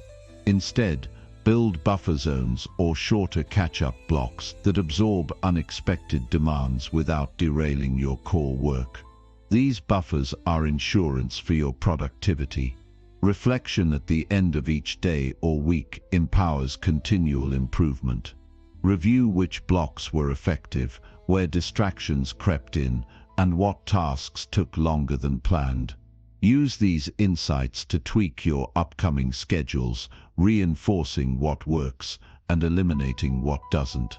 Integrating breaks within your schedule is not optional. It's essential. The brain needs rest to maintain sharpness and creativity. Schedule short, deliberate pauses between blocks to stretch, hydrate, or simply breathe. This prevents burnout and sustains high energy throughout your work periods. Prioritized scheduled action blocks also create a sense of accomplishment. Checking off a completed block provides tangible proof of progress, fueling motivation and confidence. This positive reinforcement builds a cycle of productivity that grows stronger with each day. Learning to say no is a critical skill connected to this approach. Not every request or task deserves a place in your schedule. Evaluate new commitments through the lens of your priorities. Declining or postponing low-impact activities protects your precious blocks and aligns your time with your true purpose. Technology can enhance your time blocking strategy, but should never control it. Use calendar apps, timers, and task management tools to support your system, but resist the temptation to micromanage every minute. The goal is focused action, not rigid control that stifles flexibility and creativity. Morning is often the most powerful time for scheduling your highest priority blocks. Your mind is freshest, energy is highest, and distractions are minimal. Protect these morning blocks fiercely, as they set the tone and momentum for the entire day. Equally, be honest with yourself about your personal rhythms. Some people work better late at night or mid-afternoon. Align your most demanding blocks with when you naturally perform at your peak. Scheduling demanding tasks when your energy wanes is a recipe for procrastination and low-quality output. Delegation fits into this framework by freeing your schedule for high-impact blocks. Identify tasks that others can handle and empower them to do so. This expands your capacity and ensures your time is reserved for activities that require your unique skills and decision-making. Prioritized scheduled action blocks sharpen your boundaries. They make it easier to protect your personal time, preventing work from spilling into evenings or weekends unnecessarily. When you manage your time well, you create space for rest, relationships, and self-care, which in turn fuel your long-term productivity. Implementing this system requires patience and persistence. Your first attempts may feel awkward or overly restrictive. Adjust and refine until it becomes a natural rhythm. Over time, this approach becomes a foundation of your discipline and effectiveness. This method empowers you to take full ownership of your time instead of being a victim of external demands. It fosters a proactive stance where you decide how every hour is spent, creating intentional progress toward your most meaningful goals. When your days are structured with prioritized blocks of focused action, you reduce overwhelm and the endless feeling of chasing tasks. Instead, you experience calm control and measurable progress. This clarity lifts stress and increases satisfaction with your work and life. Remember that prioritization is dynamic. What is urgent or important can shift. Make a habit of reviewing your priorities regularly to keep your schedule aligned with your evolving goals and circumstances. Mastering your time through this disciplined approach does more than improve productivity. It builds character. The commitment to planned action blocks strengthens your self-respect and proves to yourself that you can set and achieve high standards consistently. Your ability to manage time directly affects your potential for success. When you control how you allocate your hours, you direct your energy and focus like a laser beam toward your dreams. This system is a powerful antidote to procrastination, distraction, and burnout. By intentionally scheduling focused work periods around your top priorities, you build unstoppable momentum. It is time to reclaim your schedule and transform chaos into clarity. Start today by identifying your top priorities, blocking your time intentionally, and defending those blocks with unwavering discipline. Each action block completed is a step closer to mastery. Your future self depends on the decisions you make with your time now. Build the habit of prioritized scheduled action blocks and watch your productivity, focus, and life transform beyond what you imagined possible. Chapter 18. Strengthen creativity by practicing daily free idea generation. Creativity is not some elusive gift reserved for a chosen few. It is a muscle that grows stronger every time you exercise it. The power to innovate, to solve problems with fresh insight, and to see possibilities where others see obstacles is within your reach. The key lies in daily practice, the simple but profound habit of free idea generation that fuels your creative mind relentlessly.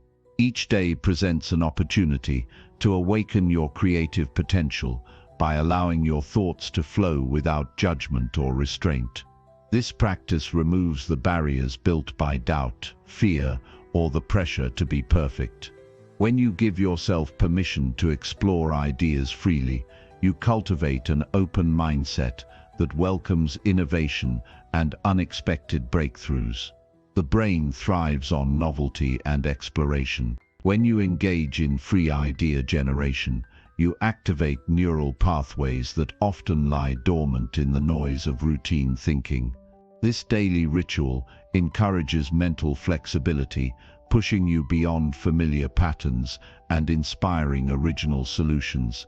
Set aside dedicated time each day solely for this purpose. It doesn't have to be long, just 10 to 20 minutes, where your sole focus is to generate ideas without filtering.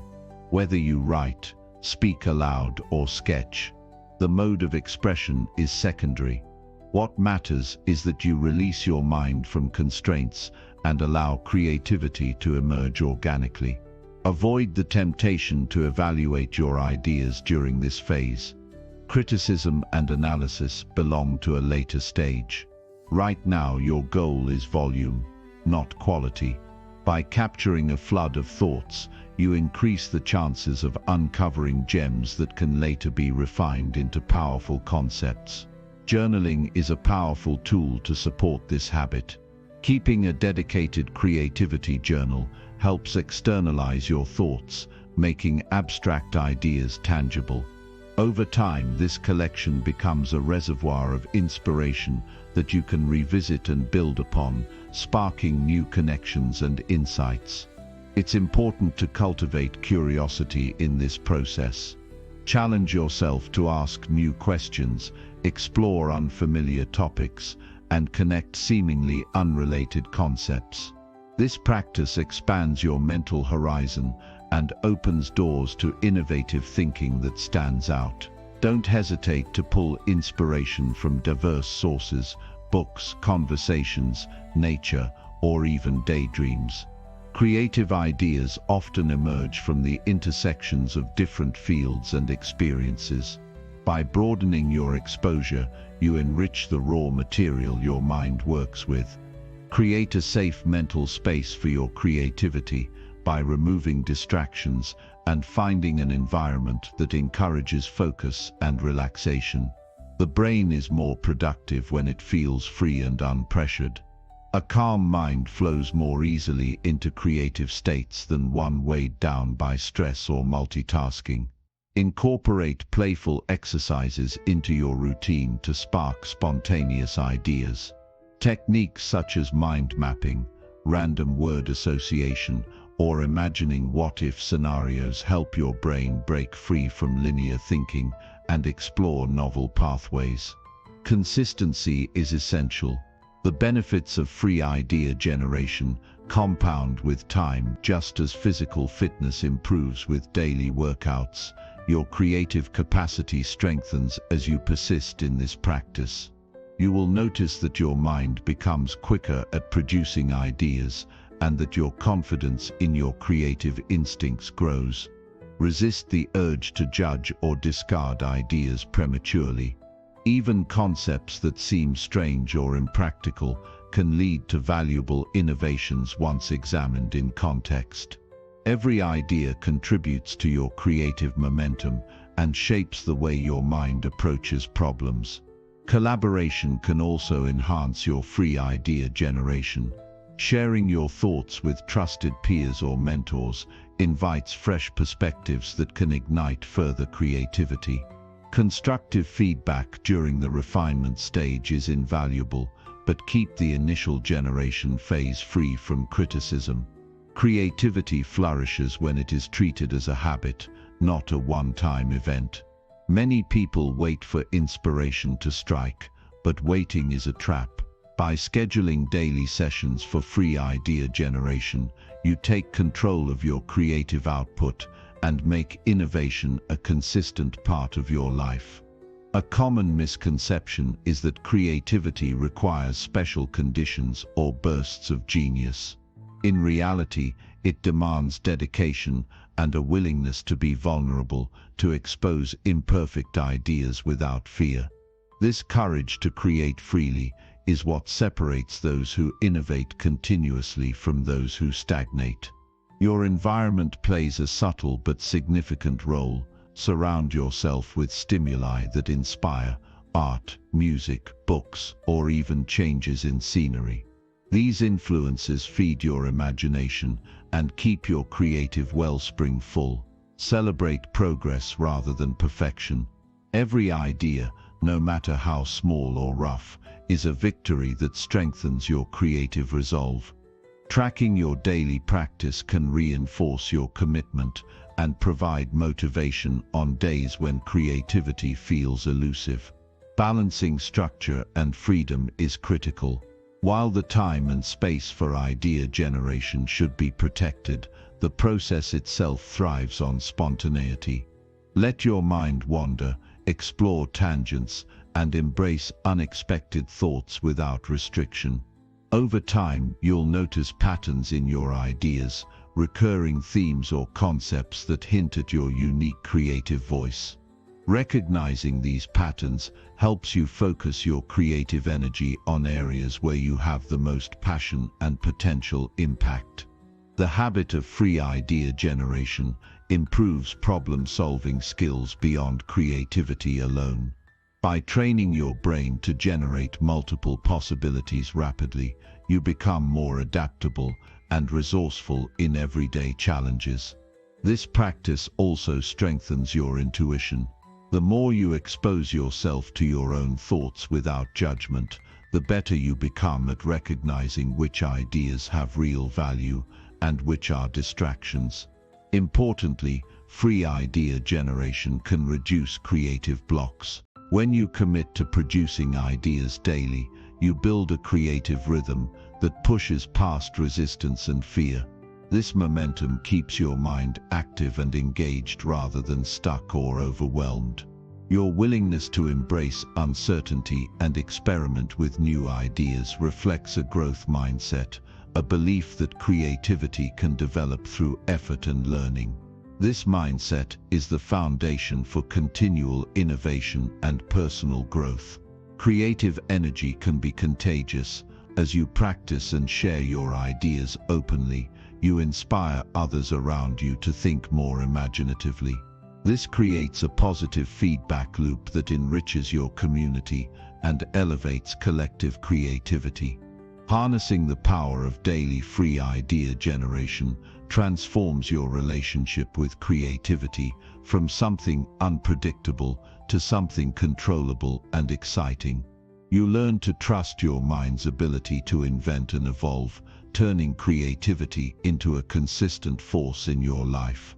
Eventually, this habit feeds into every area: work, relationships, personal projects, unlocking solutions and perspectives that were previously hidden. Your creative confidence grows, empowering you to tackle challenges boldly and inventively. Taking the first step is simple yet powerful. Commit to spending a small, focused period each day devoted solely to generating ideas without limits. Protect this time and honor the process even when the ideas seem faint or scattered. Remember, creativity is not a destination but a journey. Each idea you generate is a milestone along the path of discovery and mastery. Embrace the process fully and watch how your creative spirit expands beyond what you ever thought possible. Make this daily practice non-negotiable. Treat it as essential as breathing or eating, because creativity is the fuel that propels your potential forward. The moment you start is the moment you claim your power to innovate and transform. You hold the key to unlocking a richer, more inventive life. By dedicating yourself to daily free idea generation, you develop the resilience, flexibility, and originality needed to thrive in any circumstance. This habit cultivates freedom, the freedom to imagine without limits, the freedom to create without fear, and the freedom to pursue your unique path with confidence and clarity. The world is waiting for your ideas. Give yourself the gift of daily creative practice and watch how your mind opens doors to endless possibilities. Your future creativity is shaped by what you do today. Start now and never stop creating. Chapter 19. Elevate influence through active listening and empathetic communication. True influence is born not from speaking louder, but from listening deeper and communicating with genuine empathy. The ability to connect authentically with others through active listening and heartfelt understanding sets you apart as a leader, a partner, a friend, and a force of positive change. When you listen actively, you give someone the most powerful gift: your full attention. This is not about simply hearing words, but tuning in completely, absorbing the tone, the emotion, and the subtle signals that reveal what is truly being expressed beneath the surface. Active listening demands presence. It requires setting aside distractions and preconceived notions to fully engage with the other person's experience. Empathy is the bridge that transforms communication into connection. It means stepping into another person's shoes, feeling their emotions as they feel them, and responding in a way that honors their perspective. This is more than sympathy or agreement. It's a profound recognition of another's inner world that invites trust and openness. To elevate your influence, you must practice listening that goes beyond waiting for your turn to speak. True listening is patient and curious. It resists the urge to interrupt or jump to conclusions.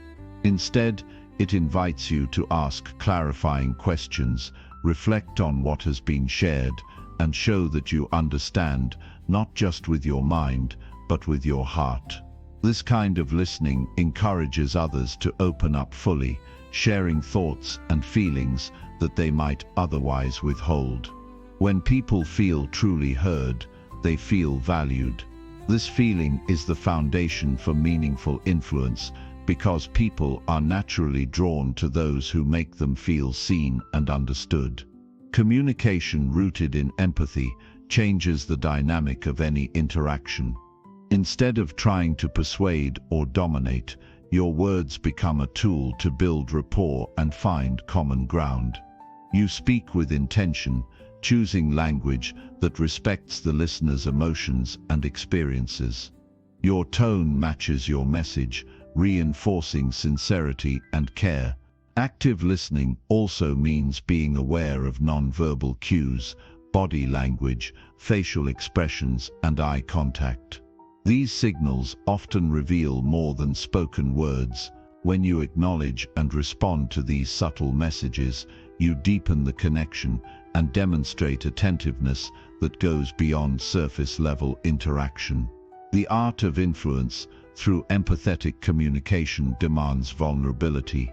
It calls for the courage to be open about your own feelings and to admit when you don't have all the answers. This authenticity fosters respect and encourages others to meet you with the same openness. In moments of conflict or disagreement, empathy and active listening become even more critical. Rather than escalating tension, these tools allow you to de-escalate and find solutions that honor everyone involved. You listen to understand the other side's needs and fears, which creates space for collaboration instead of confrontation. To develop this skill, practice slowing down your responses. Before replying, take a moment to process what has been said fully. This pause shows respect and gives you time to respond thoughtfully rather than react impulsively. Another powerful practice is paraphrasing what you've heard. Restating the speaker's message in your own words not only confirms your understanding, but also signals that you are engaged and care about their perspective. Being influenced by others is a sign of strength, not weakness. It means you are open to growth and new ideas. When you combine this openness with empathetic communication, you build a reputation for fairness and insight that naturally draws people to your leadership.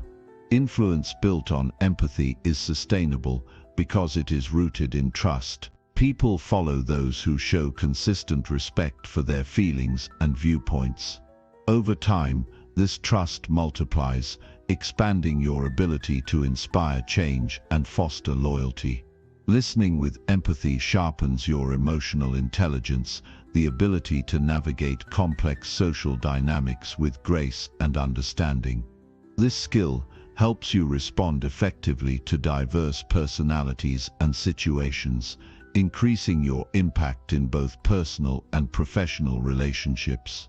The practice of active listening and empathetic communication enhances your problem-solving abilities. By fully grasping others' concerns, you gain insights that lead to creative and inclusive solutions.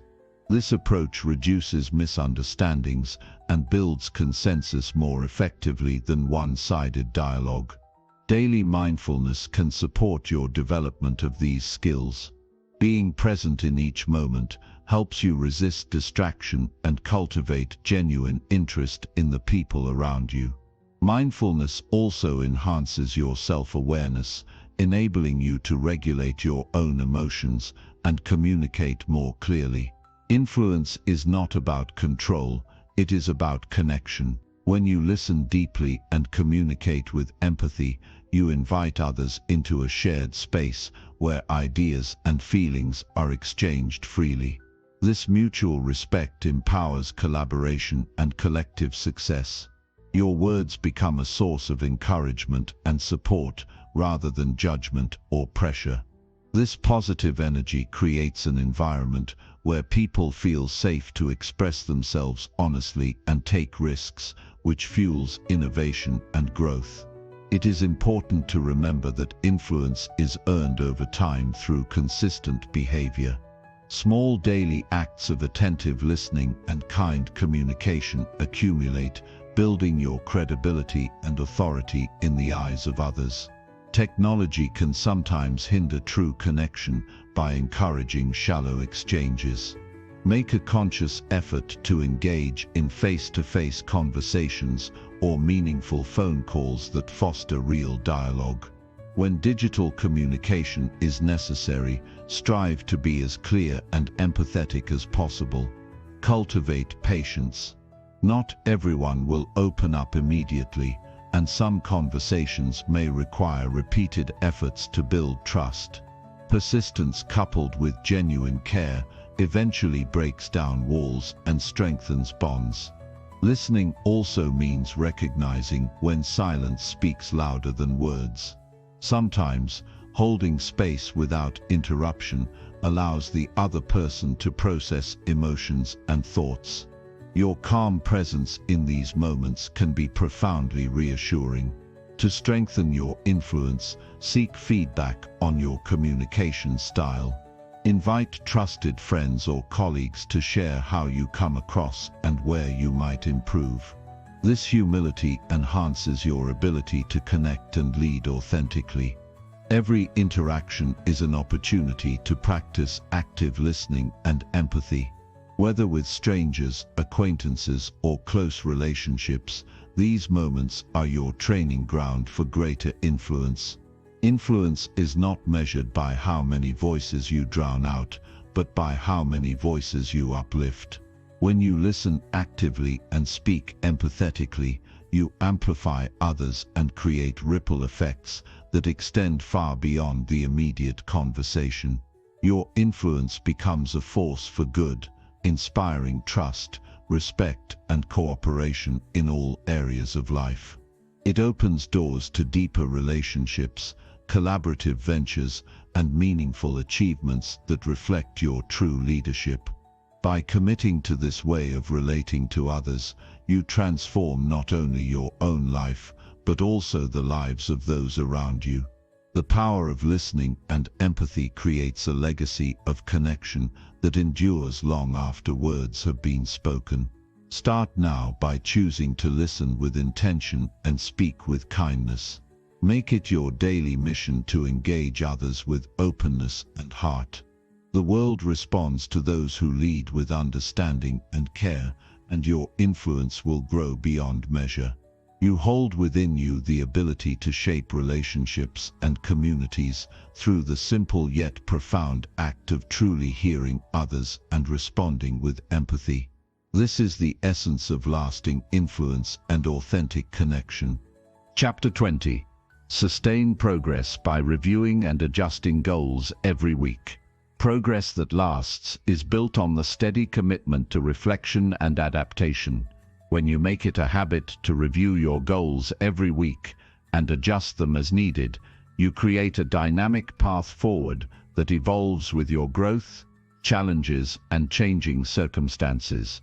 This practice isn't just about checking boxes, it's about staying honest with yourself, sharpening your focus, and fueling continuous momentum toward your highest potential.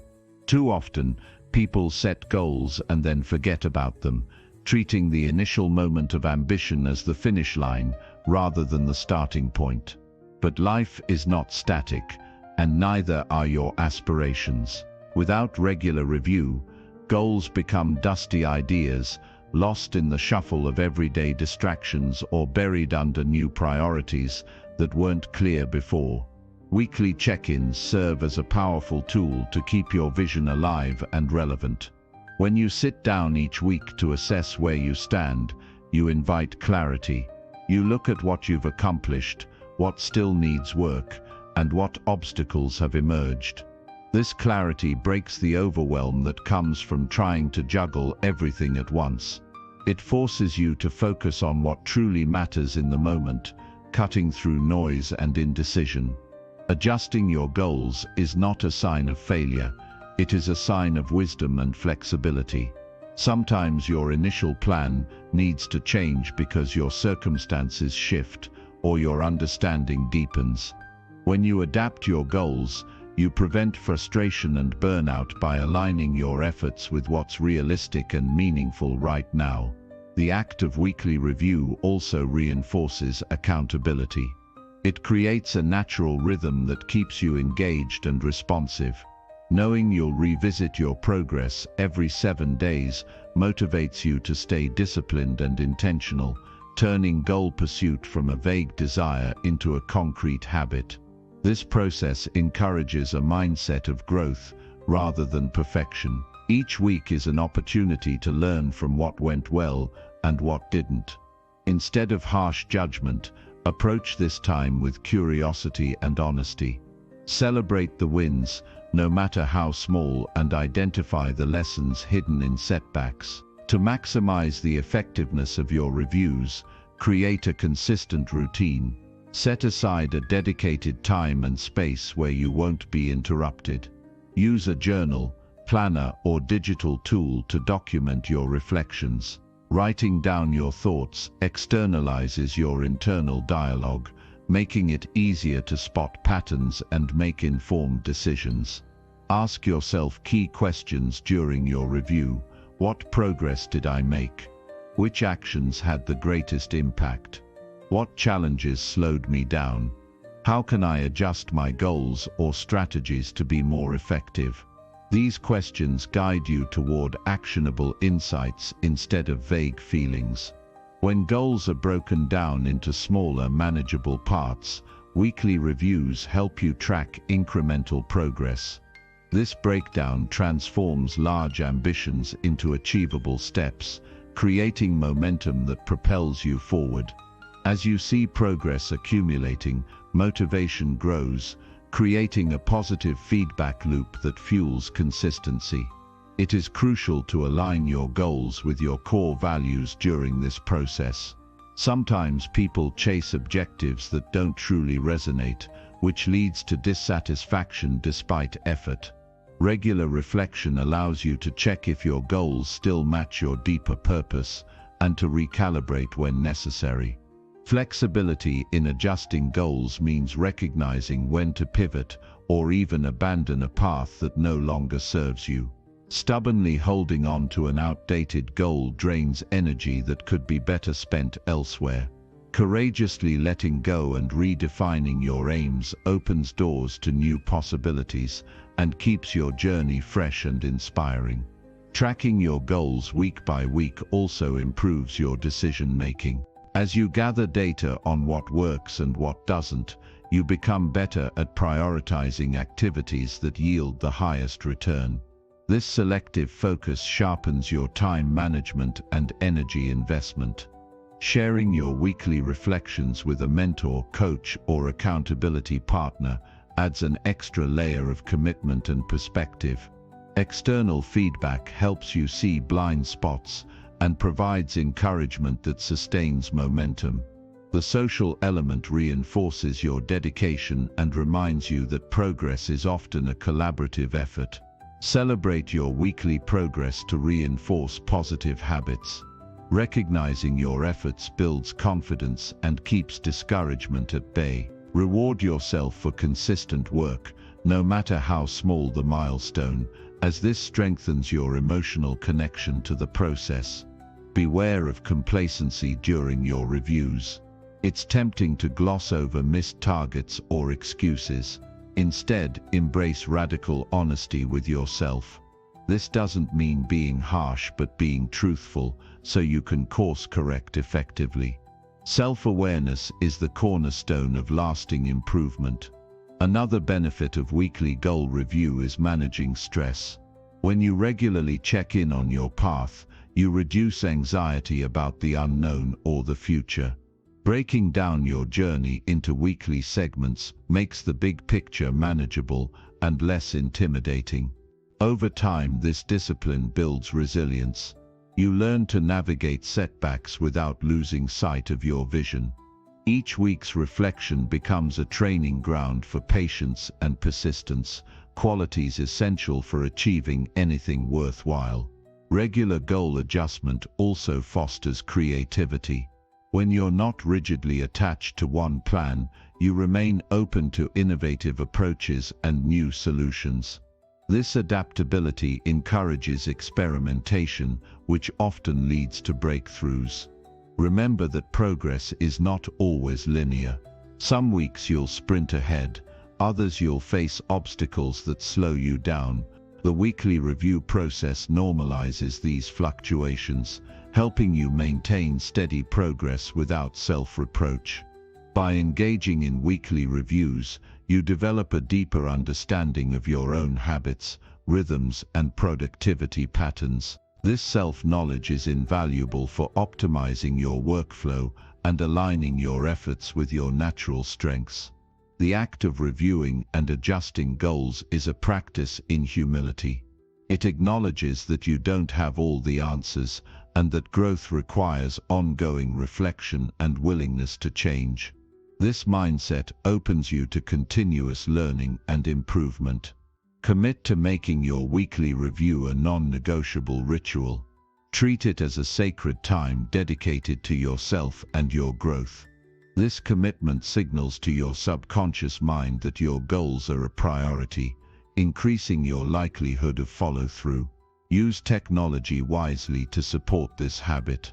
Calendar reminders, goal tracking apps, and digital journals can help you stay consistent.